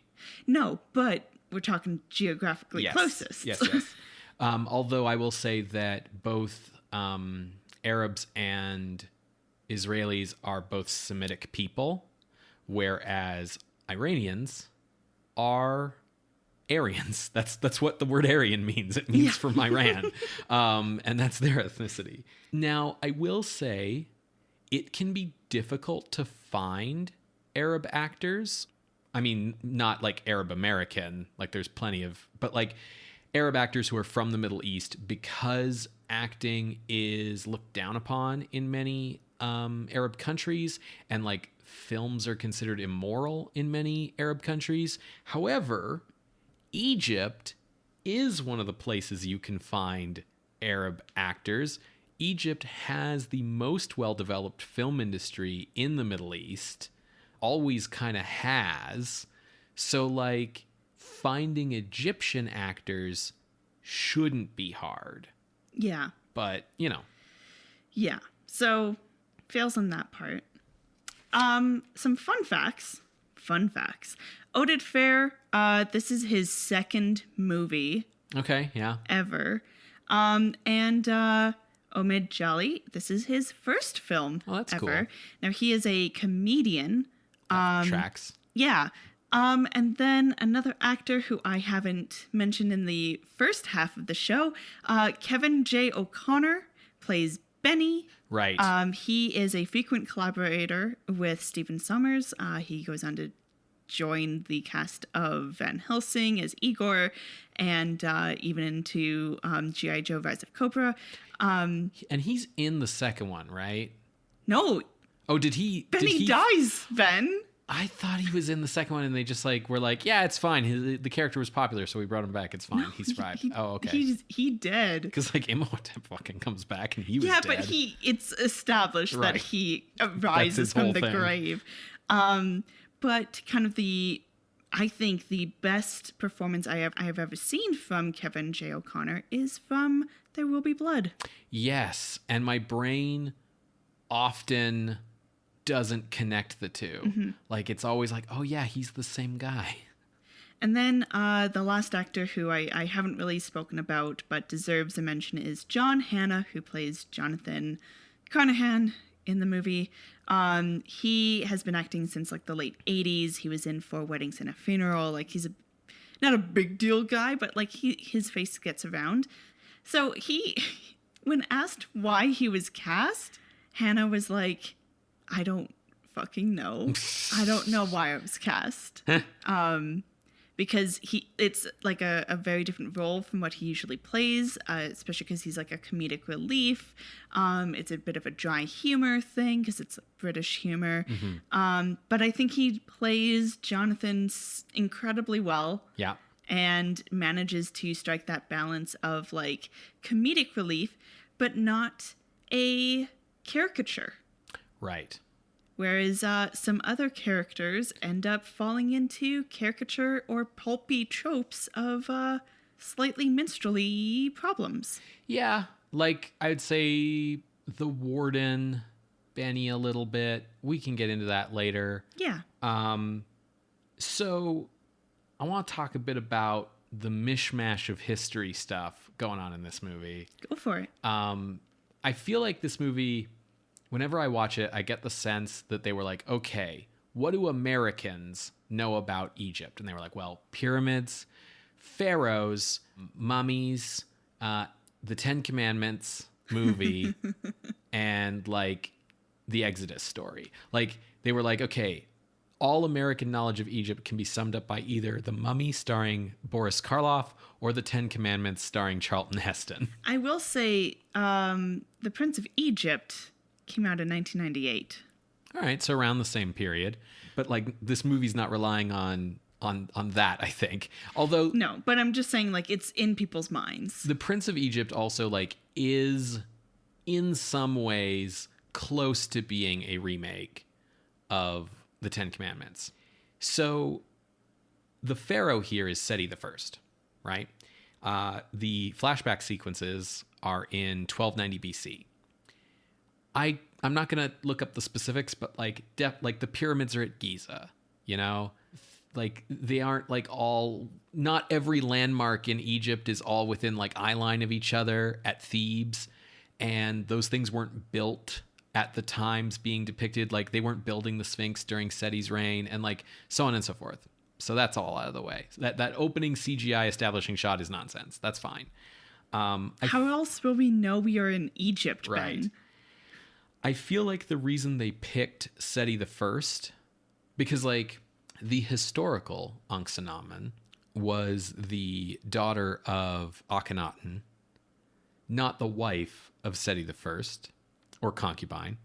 I feel like the reason they picked Seti the First is because in the Ten Commandments, and also in Prince of Egypt, Seti the First is the pharaoh who is the dad of the main pharaoh, who is Ramses the Second. Yeah. Who also gets like name dropped at a certain point in this movie.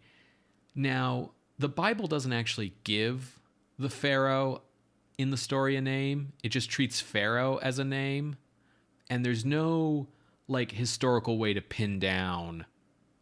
Like, there's no markers that let us pin down when that story is supposed to take place, really. So the Seti Ramses thing is definitely like a pop culture thing. But I think that's why they picked him. Seti the First did not die from assassination from like one of his women. His reign as a pharaoh started in 1290 BC, not end. But I think the filmmakers may have looked at like the two dates for start and end of his reign, 1290 and 1279, and just maybe like forgot that BC dates go down in number as you go forward in time. And we're like, oh, so 1290 must be the end. The Magi are a real thing. Like, not the Magi in this movie, but the historical concept.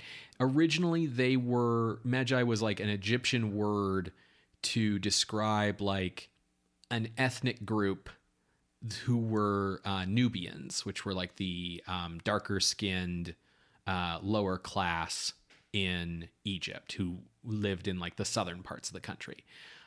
It's not really clear if the Magi actually were an ethnic group or if like the Egyptians just looked at a bunch of different tribes and were like, you're all Magi, and decided that was an ethnic group, but they sort of became an ethnic group because they were conquered by the Egyptians, and the Egyptians were like, yeah, this is what you are. And they were like really great warriors. So they got integrated into Egypt's army, and that turned Egypt into like a major military power. So they were like the backbone of Egypt's army. And then from that role in like peacetime, once like the Egyptian kingdoms were established, they morphed into becoming the military police and allowed Egypt to basically become a police state. And from there, they kind of morphed into like, yeah, Pharaoh's bodyguards, but also like desert rangers, where it was like their job to like patrol the borders and things like that. And because they were these elite warriors, eventually Magi went from describing an ethnic group to describing like that class of warrior, and therefore like ethnic Egyptians started entering into that warrior class and sort of muddying like the ethnic waters there. But historically they would have been like more like sub-Saharan African in appearance. Interesting. The reason I say that's interesting is because of the colorism in this movie. So for listeners who might not be familiar with that word, colorism is a way to describe the preference of lighter colored skin on screen than darker skin. Yeah, and if you're wondering, like, isn't that just like racism in general? You see this like within quote unquote racial groups. Yes. So the best on-screen example that comes to mind, when Seti is being assassinated, the Magi force their way into the chamber, and we see one central Magi who's like swinging his curved sword, being a badass. And he is much lighter than every other Magi behind him, who is super dark. No one of these Magi get lines, but who is our attention drawn to? Specifically, the lighter-skinned one. There is a lot written about colorism across Hollywood and in other films, television shows, etc. on the internet. And and that's often written by scholars of color, people of color. So I would definitely defer to them. But examples of colorism are throughout The Mummy, and it's not a conscious thing. Yeah. I'm sure that when constructing that shot of the Magi coming through, the idea was like have a central person flanked by everyone so the audience can have their eyes drawn to one specific person, and hey, we'll go with this lighter skinned person because visually it looks like they stand out more. I would guess that the lighter skin wasn't even a consideration. I would guess that it was like, okay, the people behind him can all just be background extras, called from extras. He, because he has to swing the sword around cool, needs to be like a stunt performer, so we're casting him different from the others. And like when you go to cast that stunt guy, you just like cast the lighter skinned guy because that's like who you know or what you're familiar with. And it's not conscious at all. Yeah. It's still there, it's still present, it's still impacting the decision making, but on an unconscious level. Yeah. You can see it in the choice for which of the Magi we I'll say contemporary Magi that we see, specifically Ardith Bay getting like this camera front and center, the darker skinned ones getting more like scars, like the dude with the hook is fairly dark. Even like looking at the way darker skinned people are treated on screen, in terms of like all of our main, I'll say like native Egyptians that are in the movie. So the museum curator in those roles are lighter skinned than the like villagers who form the mob. Yes. Or even just like, you know, once the Magi are heroes, they become lighter skinned. Yes. And like the guy who runs the museum is like really light skinned. He also played Elektra's dad in the 2004 Daredevil movie. Interesting. Where he's playing Greek in that one. Anyways, he's like the lightest skinned, right? And then like they're lighter skinned than like Imhotep and Anaxinamun. Like there's like a scale, right? Yeah.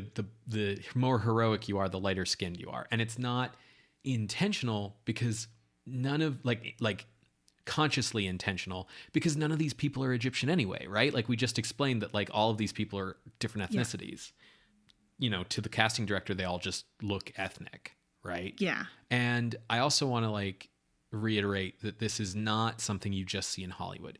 You see this in Bollywood, you see this in Korea, you see this in Japan.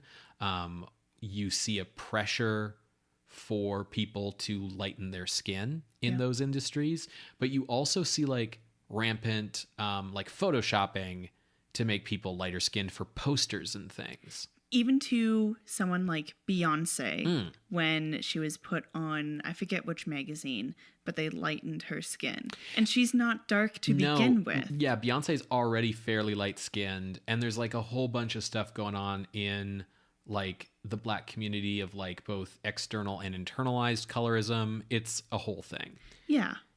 So if you're interested, I encourage you to Google and start learning. But The Mummy, to bring this back to the movie, has plenty of examples to get you started. Continuing on the historical train, Hamunaptra, completely fictional. Yeah. Not a real place. Not a thing. The time period that the movie's set in, 1926, is the early days of the Kingdom of Egypt, after Britain was like, you can have your independence, Egypt, in 1922. And then we're like, but we'll still keep all of our armies here for Suez Canal purposes. You're your own country. We just are all still here. We didn't go anywhere, but you're your own country.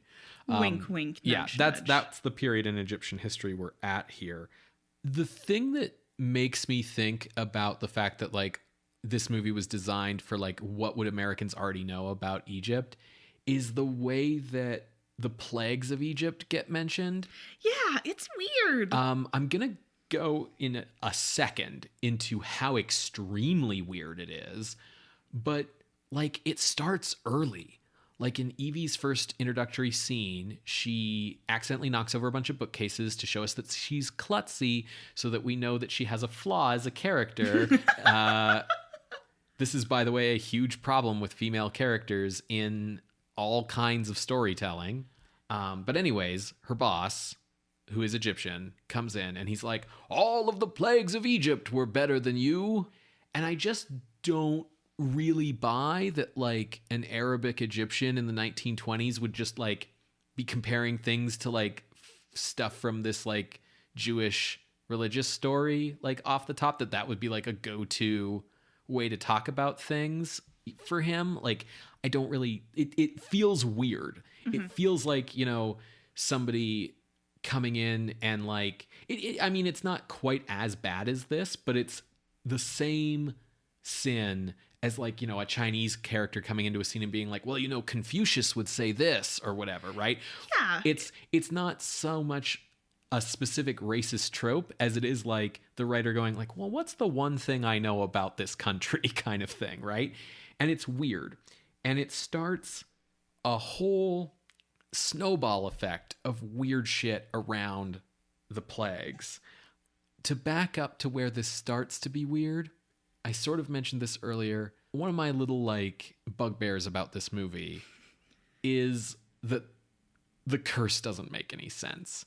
Why would you be like, yes, the greatest criminal in our entire civilization's history, we're going to bury him alive, but with a specific curse that if you ever came across his sarcophagus and happened to open it for some fucking reason, he will be reborn as the most powerful thing in the universe, like Jafar from the end of Aladdin level power. Like he'll be invincible and have the power to do all these crazy things and bring about the end of the world. Like that's not a great punishment. Well, okay, here's some things. Like, yes, not disagreeing, but they did lock it up and bury it, and then they locked up the book that would bring him back to life and buried it right above his grave. And they do have a secret society monitoring things. They are very ineffectual. They wouldn't need a secret society to monitor things if they hadn't made him so dangerous. And the fact that, like, anyone can read from these books and magic happens. Right. You don't have to be, like, an ordained priest or something. Yeah. Right? Like, in most religions, and specifically, I guess I'll just cite Christianity because it's the one I'm the most familiar with. Like, I, as a layperson, can't just, like, you know, read the proper ceremonies and, like, put my hand in some water and make it holy water. Yeah. I have to be ordained as a priest, which, religiously speaking, imbues me with the power of the Holy Spirit so that I can do rituals and things. It's even, like, you want to take magic and religion out of it. I'm not equating the two, no, for the record. This movie is, but... Yes.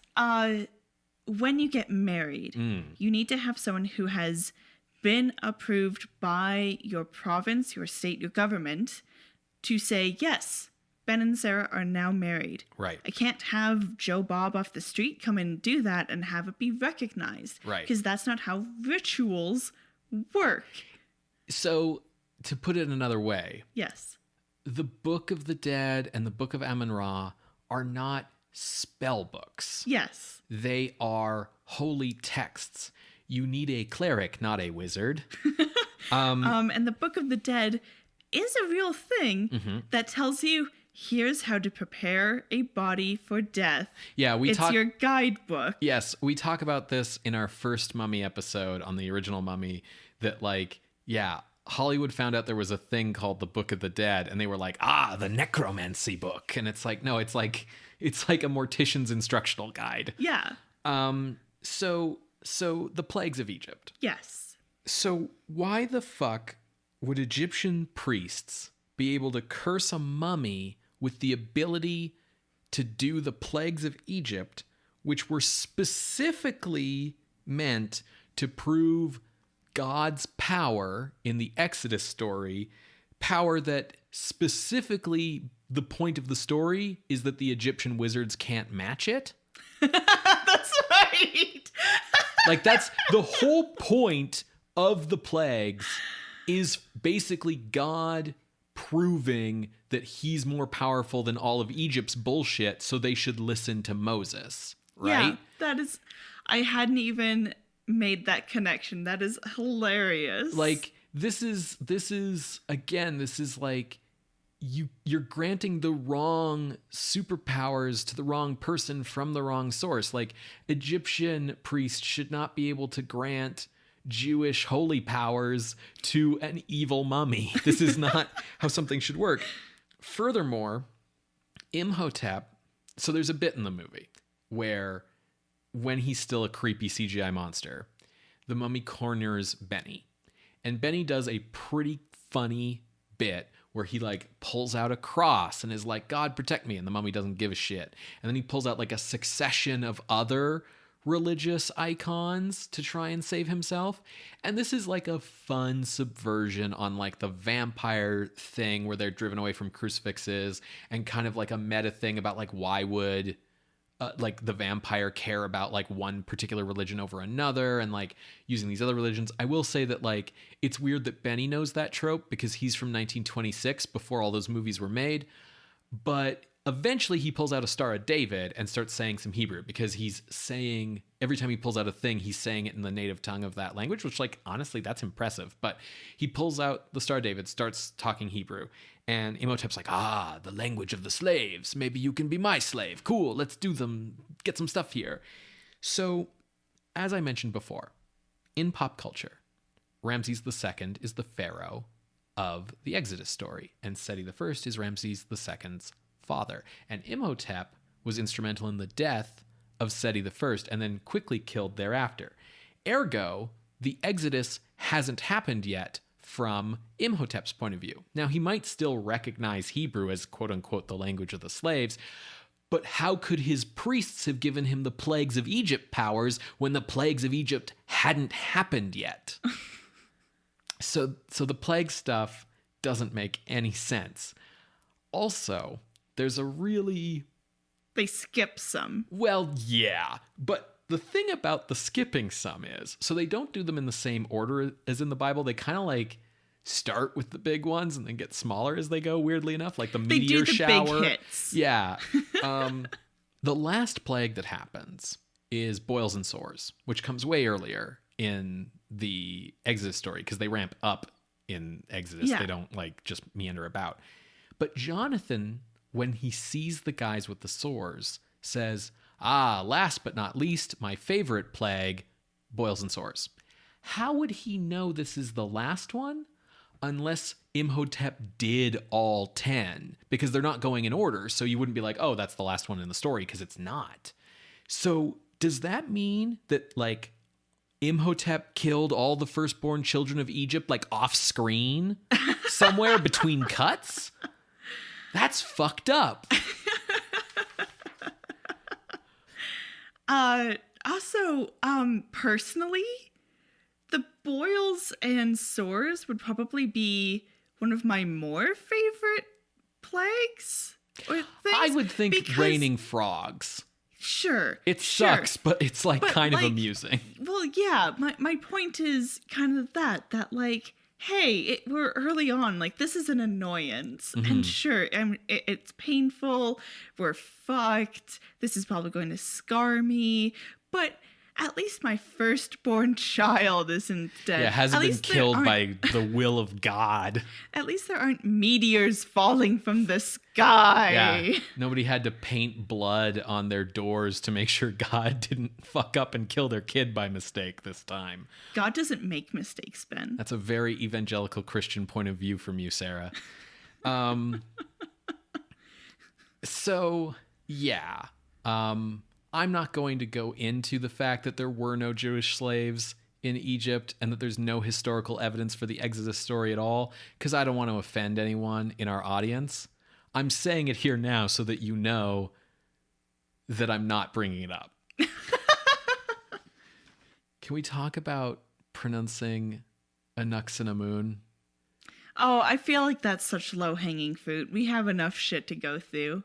Well, the thing I want to say about it is this. Yeah. The actual name, Anxinamen, like, means something. And it obviously means something, even if you know very little ancient Egyptian, like even if you have a pop culture understanding, because like Ankh is the Egyptian word for life. And it's also like the name of that trendy necklace you can get. And Amun is like one of their core deities. Like the name means like her life comes from Amun or some shit like that. So it's Ankh's and Amun. Now, in the subtitles, the English subtitles that we get, it's spelt Ankh Namen, which like Ankh is spelt wrong, but at least they've identified that syllable correctly. Namen is not the syllable at the end. It's Amen, Sen Amen, not Se Namen. Regardless, that's still not how the people in the movie say it. They don't say Ankh Se Namen. They say Anuks and a moon, which always makes me think, I know what a moon is, but what is a nuck? A Canuck who's afraid of the sea?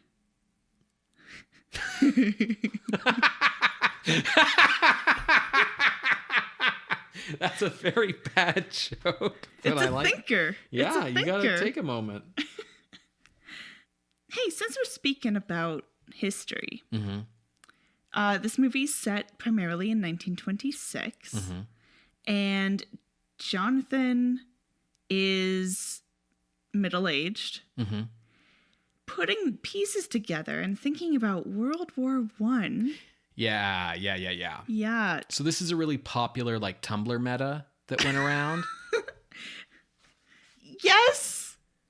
Don't call me out. Yeah, the idea of like Jonathan having a dark backstory because he fought in World War One. And the thing is, any male character in this movie over the age of 23 fought in World War One. It's explicitly part of Winston's backstory, but honestly, it's part of Jonathan's, Rick's, and Benny's. And once you kind of recognize that, a lot of their behavior starts to make more sense. Like Jonathan's alcoholism like makes more sense. Benny's cowardice makes more sense. Rick's kind of like cynical American, like I'll fight for anyone, whatever, blah, blah, blah, but actually I have a heart of gold makes sense, right? Yeah.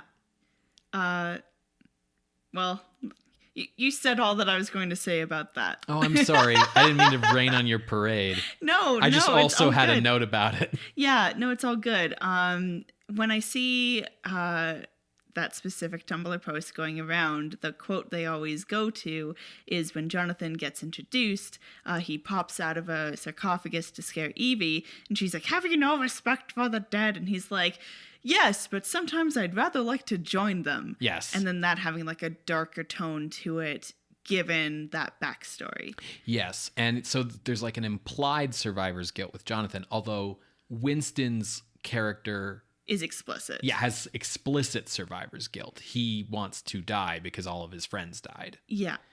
I will say also that like John Hannah doesn't necessarily bring that kind of dark backstory implication into his performance, but he does manage to give what feels like a multifaceted performance that's more than just, I'm the comedic relief. Yeah, I would agree. So Evie is a wonderful character who everyone really likes a lot, and Rachel Weisz is very hot, and you know, people love her attitude and her spunk and her funny jokes and all this stuff. She is like a definite walking collection of tropes. Show me a pulp story where the one girl is not. Yeah. She falls into a lot of pulp tropes. She falls into a lot of Hollywood tropes. She falls into a lot of like storytelling in Western civilization since the 10th century tropes. Starting with, she falls into that specifically Hollywood trope of the gorgeous woman who is plain because she's wearing glasses and her hair's up. And it's like, she's still Rachel Weisz. She's not even like not wearing makeup. She's still like stunningly gorgeous.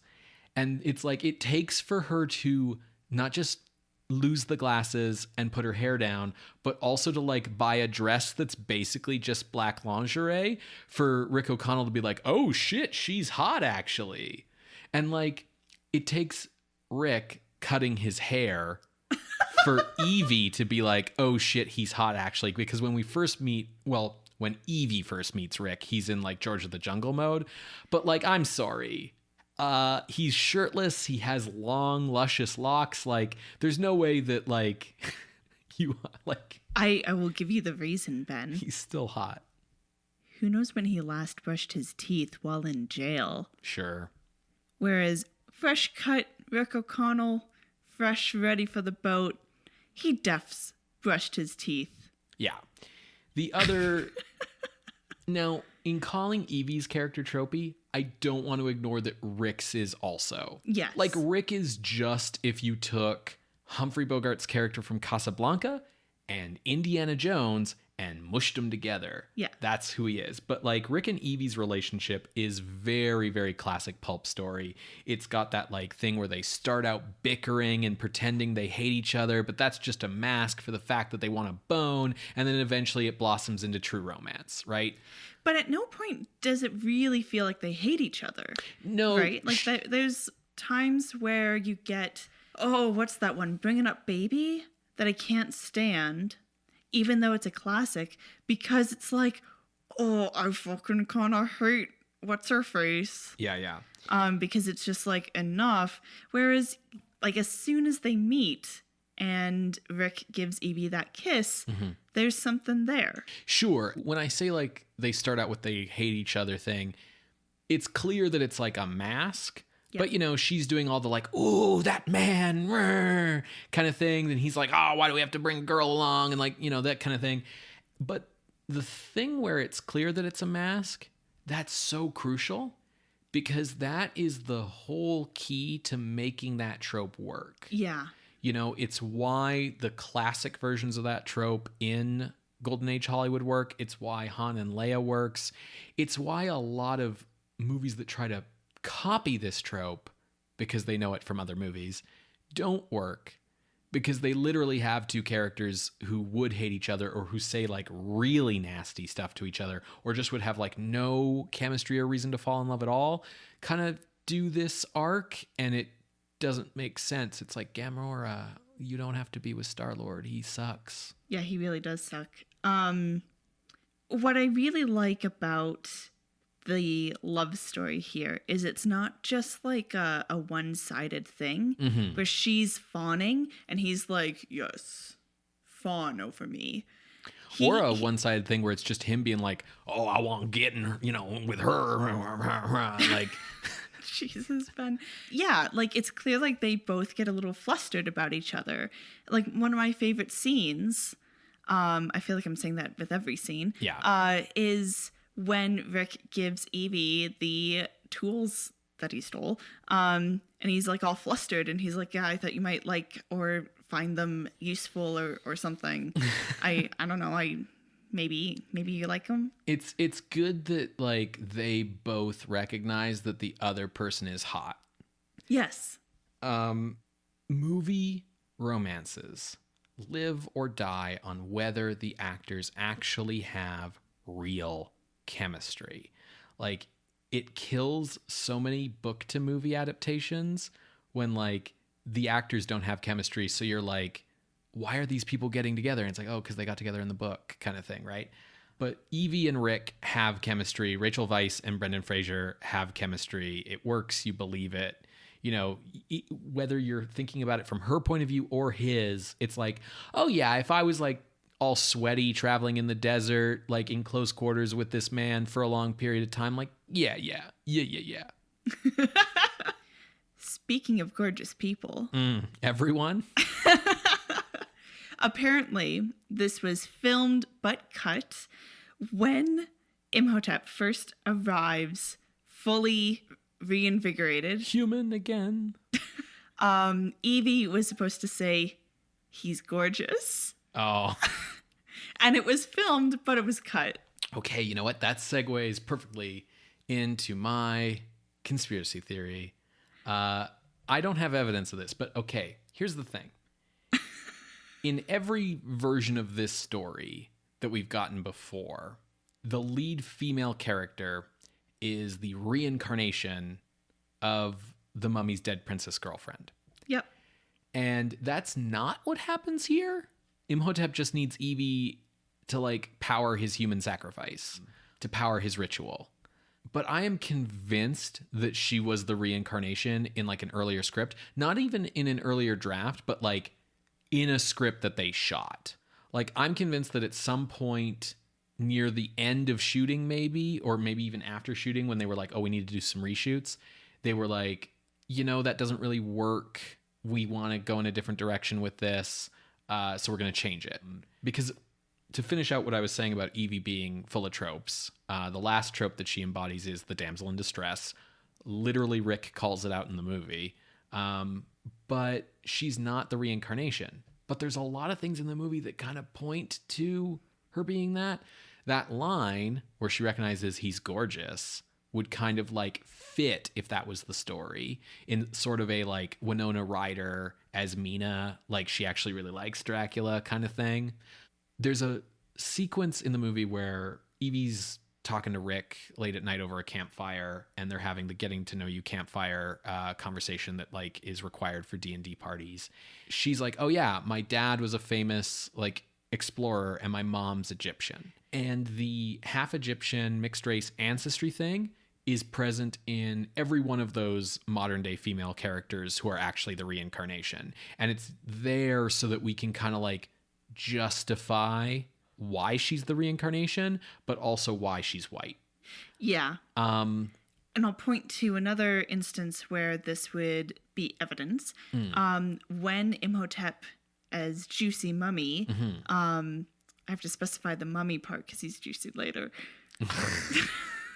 When he's a CGI monster. And he encounters Evie, he looks at her and goes like, Anaxuna Moon? Yeah, and then like in the process of kidnapping her, he refers to her as his princess. Yeah. So there's like a lot of stuff where it's clear that they were like, okay, we need to reshoot the exposition scene where Elektra's dad from Daredevil explains what the mummy's plan is, and we need to like reshoot some parts of the ending so that it's clear that his plan is to kill her, not like make out with her. And then they didn't bother with anything else. They were like, yeah, it's fine. Yeah. Couple things. I do agree with you. But to lampshade, Imhotep does steal the eyes of the only person wearing glasses. You know, I never fucking noticed that. What an idiot. What a maroon.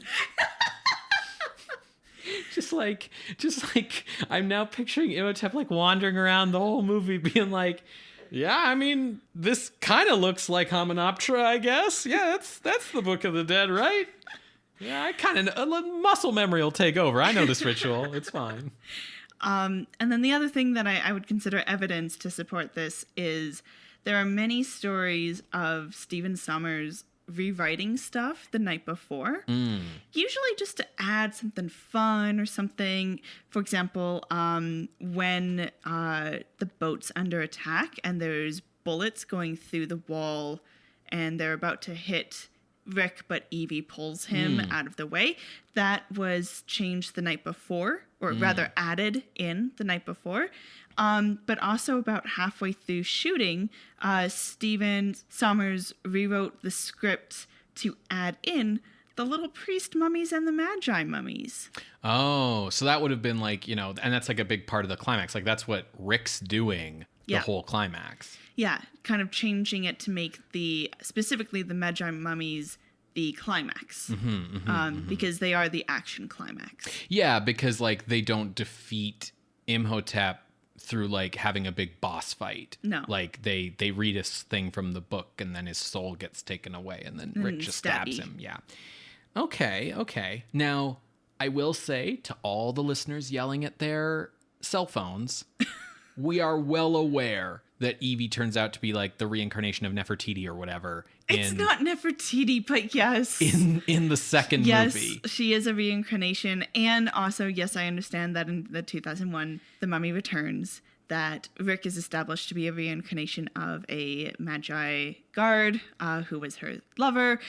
But trust me, we fucking know. But none of that was on anyone's mind making this movie. Like they were not seeding purposeful clues for the big plot twist in the second one, you know? As much as Sommers was like, oh yeah, I want to make a second one. Like, they weren't thinking about what the story was going to be. When sequels get made, sometimes what'll happen is less we purposely put this thing in the first movie so we could follow up on it in the second, and more when the writer of the second is sitting around trying to come up with ideas, they look at the first movie and go, okay, what was never really addressed here? Yeah. What are some like things that never went anywhere or that we could explore? The reason why I want to bring this up as a thing to be aware of is because if you ask a director or a writer, oh, did you know in the first movie that this was going to set up a thing in the sixth movie? They're almost always going to tell you yes. Because they want it to look smart. Yeah, they want you to think they have a big master plan. The biggest example of this is the number of times George Lucas has completely lied and pretended that he had the entire Star Wars saga as we got it planned out from day one. Yeah. Rather than just sort of making shit up on the seat of his pants. No, absolutely on the seat of his pants. Speaking of on the seat of his pants, new fun fact. So when Imhotep is making that wall of sand that goes after the plane, I guess they had to shoot carefully because they had a lot of fans blowing wind to make Vosloo's cape go around. Sure. And it kept blowing up his skirt. Yeah. So they had to shoot carefully to ensure that they could keep their PG-13 rating. Yeah. Well, you just keep it above the waist. Fun facts. Fun facts. Fun fact. In the scene where Rick O'Connell is nearly hanged, Yes. Brendan Fraser was nearly hanged. You know that because I told you. Yeah, he had to be resuscitated. Yeah, and like the neck injury like bothered him for the rest of his life or some shit, right? Like that's why he had a laryngoscopy. One of the reasons. I'm sure the other reason is the amount of yelling he does. Every time he yells in this movie, I'm just like, oh no. And he yells like in his movie. Like that's kind of a Brendan Fraser thing. Yeah. It's part of his like George of the Jungle. Right. Like it's part of his comedic delivery style. Yeah. So like that's like the one thing where I'm like, man, I wish I didn't know the physical injuries and chronic pain he's still dealing with because it colors all of his previous movies. And like, this sounds so privileged and stuck-up-ish to say that it's like, well, I wish I didn't know he was in pain now because of like what he did back then. Because that colors my enjoyment of the movie. But like, it's true. Yeah. And it's like, hey, when you're watching Two Towers and you're like, oh, Viggo Mortensen actually broke his toe when he hit that helmet. Like, consider the fact that breaking your toe sucks. It's not just like a fun fact for you to point out to people. Like, it sucks. I did just use Brendan Fraser almost getting hanged as a fun fact to point out to you. So I'm aware of my hypocrisy. Okay. Fun fact. When Jonathan gets the scarab up the arm and all that was added in because John Hannah sprained his wrist really badly to the point where he needed to have a brace on. So to lampshade it, they added in the quick moment of him dealing with the scarab and that getting cut out and all that jazz, because from that point forward, he has a brace on for the rest of the movie. Yeah, so they could put him in a cast and it was fine. Well, not in the movie they could bandage him, is what I mean to say. So, speaking of like this movie's sort of like confusion about like ethnic identities and things. Yeah. When Ardith Bay is talking, whether he's narrating the prologue or just saying dramatic trailer dialogue to his fellow magi, they really like having him talk in ancient Egyptian still with subtitles. And it's like, okay, wait a second. I thought he was speaking Arabic. Well, they never subtitle any Arabic in the movie when like other people are speaking it. Sure. But they always subtitle the ancient Egyptian. So that's why I assumed it was still ancient Egyptian. But yeah, like, why would he be speaking ancient Egyptian 3,000 years later? That's weird and like not believable, really. I mean, they're a secret society, Ben. Sure, fair, but like in casual conversation with your buddies while you're sitting up on the fucking cliff on your horse watching the city. Yeah, it's in the secret handbook that when you're on duty and your on 12-hour shift watching the city from the cliff. Yeah. So the thing is, what would be more believable is either him speaking Coptic or Arabic. Coptic is the modern descendant of the ancient Egyptian language, in the same way that like English is the modern descendant of the language they wrote Beowulf in, right? The Coptic Christian ethno-religious group is the ethnic descendants of the like classical northern Egyptian ethnicity. So if these guys are the descendants of like those original magi, they should probably be Coptic, although, as I mentioned, the original Magi were Nubian and darker skinned from the south, but as I also mentioned, they got a little like intermingled. So, you know, maybe that would make sense. But the part that gets really weird and suggests maybe he should be speaking Arabic, but also maybe he should find a different job. I know what you're going to say. Is that like at the end of the movie, when he shows up again to announce that he's actually alive, he says like, "May Allah bless you" or something. And it's like, okay, wait. Have you been Muslim this entire time? Because I feel like that conflicts with literally your job description. Like that's like if like, you know, you were fighting like a Knights Templar in the modern day in like Assassin's Creed 3 or whatever the fuck, and you found out that like one of them was like, "Oh yeah, I converted to Buddhism a few years ago." It's like your whole deal is that you're like a secret fanatical Christian sect. Like, what are you doing here, man? And not only that, but like at what point in like being a weird religious secret society guarding a mummy?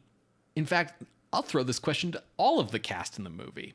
At what point do you go, "Oh, I really need to convert to like the ancient Egyptian religion," when you see that all of their rituals work for real? Like when you're like, "Oh, I guess like the afterlife is a real place because I can pull souls from it and shit." Luckily, they don't have to address that question because it turns out they're all reincarnations. Right. Ben. Yes, that's right. They've always been followers of the Egyptian faith. That's right. This is like just something that I thought as I was watching the movie. I've probably thought it every time I watch this movie. But one thing that's really clear here, Stephen Sommers knows what movie he's making. And he loves every minute of it. Like, he knows that this is pulp adventure. He knows the like tone he should be going for. Like the most horror this movie ever gets is when they're in under Hamunaptra right after they raise up Imhotep and he's a CGI monster, like chasing them through hallways and shit. Like the best scare in the movie is the guy with the missing eyes and tongue who turns around and is like, "My eyes!"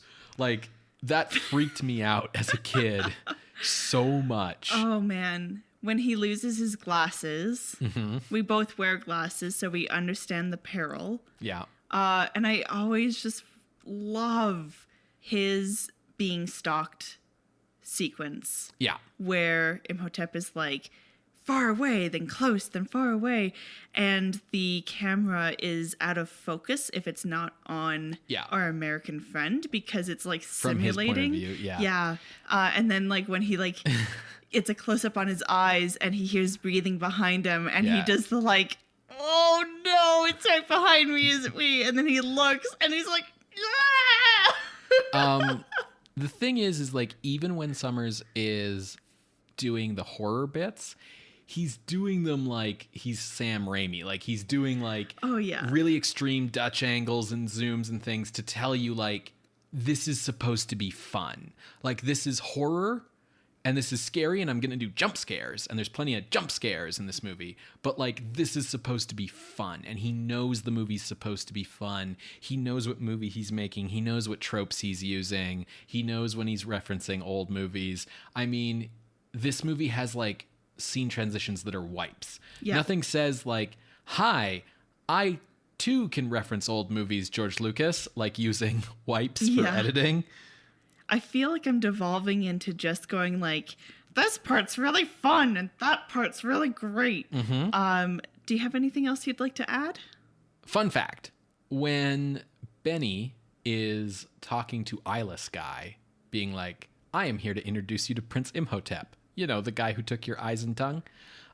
For one thing, the black mask look, like, doesn't stick around in this movie long, but it's a good look. Like, it's well designed. Like, all of Imhotep's, like, halfway healed designs are, like, really cool. But specifically, eyeless guy goes to, like, shake Imhotep's hand. And Benny's like, oh, he doesn't like to be touched. An Eastern superstition, I'm afraid. That is a direct quote from the original Mummy movie in 1932 when the archaeologists go to shake Boris Karloff's hand and he says the exact same thing. Yes. Fun fact. Fun fact. Benny's line when he meets Rick on the boat of like, think of my children, was ad-libbed by Kevin O'Connor. A lot of Benny's lines feel like they could have been ad-libbed. Like, a lot of his lines have the feel of like, yeah, we'll just keep doing takes. You just keep saying stuff and we'll pick the good one in the editing. So while I was watching the movie, I did have the question of how the fuck did Benny learn ancient Egyptian so quickly that he's the one translating to like the other people. But the bit where he keeps pulling out necklaces like does establish that he's a polyglot. So like, okay, fine. I will. He also translates poorly.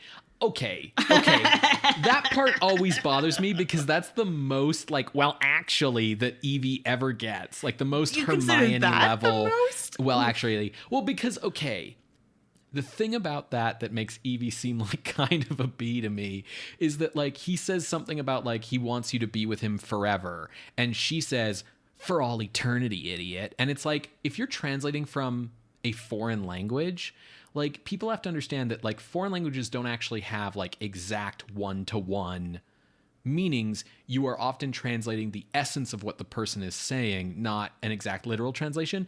And forever and all eternity are the same thing. So they are both valid translations, Evie. Okay, so the most Hermione she ever gets is Rick is coming to give her these tools. And he's like, so what's up with these old mirrors? And she's like, ancient mirrors. Yeah. One of the things that makes Evie such a likable character despite all the tropes, and the thing that I think is why she has like so many fans going into like, you know, who are now going into adulthood and so on and so forth. I guess like I'm 30, right. Ben. That's not going into adulthood. We've been adults for a while. Anyways, I think it's the fact that like she's such an unapologetic nerd. I am a librarian. Right. Like that's an iconic line. And the thing about it is too, like Rick and Jonathan both have their like, okay, Evie, like let's move on with reality kind of moments. But like Jonathan clearly has the same kinds of interests as she does, just from a more like mercenary point of view, because like he can read some ancient Egyptian. He kind of knows what she's talking about when she talks about like the history stuff, right? Like she explains the process of making mummies in like detail, and then Jonathan translates to Rick like, this is where they make the mummies, man. And then like even Rick, who doesn't really know any history shit, like finds everything that she's telling him interesting. There's no moment where she says something and someone goes like, speak English or whatever, and there's no like resentment or like fuck you for being smart stuff being thrown her way like you see with whichever one is a paleontologist on Friends, Ross, where like all of his friends are like, oh, boring. And it's like the dude digs up dinosaurs for fuck's sake. Or what you see in the early Harry Potters, where like Ron and Harry, like where Ron's like, oh, you read? Like he's like a fucking asshole to Hermione like constantly. I didn't know you could read. Which is why I knew that they were going to get together, because again, hate them to love them trope. I will say Arnold Vosloo, very attractive man. He gets on the scale of actors who have played the Mummy in a The Mummy movie. He gets less to do than Boris Karloff, because even once he's full human again, all of his lines are in ancient Egyptian, and he's never really like talking to the other characters. He's just sort of like talking to the air mostly. But he does get more to do than any of the people who ever played Karis. Absolutely. And he does pretty well in terms of interacting with people, because he doesn't speak English, Ben. He doesn't know what people are saying. Right, but what I'm trying to say is that Boris Karloff, because he had this like modern day identity and there was this like 10-year time gap between him waking up and the rest of the movie, got the opportunity to actually like have scenes with the other characters where he was able to like interact and you know, be part of the cast, basically. Yeah. As it stands, Imhotep in this movie, you know, and I think it comes down to the fact that he like kidnaps a girl and takes her to like his big secret lair, and then the hero like fights all his minions and then the lair collapses. Like, Imhotep is a very like Saturday morning cartoon or video game type of villain where it's like, this is not a character, this is a obstacle for our heroes to overcome. He gets a cool like love story romance thing, but I think because they moved Evie away from being a reincarnation, it doesn't become the focus of the movie in the same way that that romance is central to Francis Ford Coppola's Bram Stoker's Dracula. So what you're saying is, eventually on future horror adjacent bonus episodes, we may be watching 2001's The Mummy Returns. Eventually, yes. I mean, fantastic. It's in the cards. Yeah. Is that a Yu-Gi-Oh reference? It wasn't, but since Yu-Gi-Oh's whole thing is bullshit ancient Egyptian mythos as well, it fits. Well, folks, I hope you have enjoyed this very long episode on the 1999 The Mummy. I do apologize for how long it is, but at the same time, I don't. Sarah loves this movie. Yes. I have more to say about this movie, but if you want to hear a lot of that, you can also go and listen to the Kyle and Dave versus the Machine episode. Yeah. Yeah. Or Good. just like tweet at Sarah. She's down to talk about The Mummy anytime. Yeah, and I will try to have it be like a good conversation and not just like, and yeah, that one scene was really good. Fun fact. Fun fact. We're going to be having another poll up on Patreon to choose our next horror adjacent movie. So if you would like to participate in that, you can head to patreon.com/screamscenepodcast, and any patron at any level will be able to vote. If you aren't a patron, but want us to keep doing these horror adjacent episodes, consider becoming a patron. Because for us to keep doing this, we got to keep that number at 150 or higher. All right. Thank you for listening, everyone. Bye. Bye.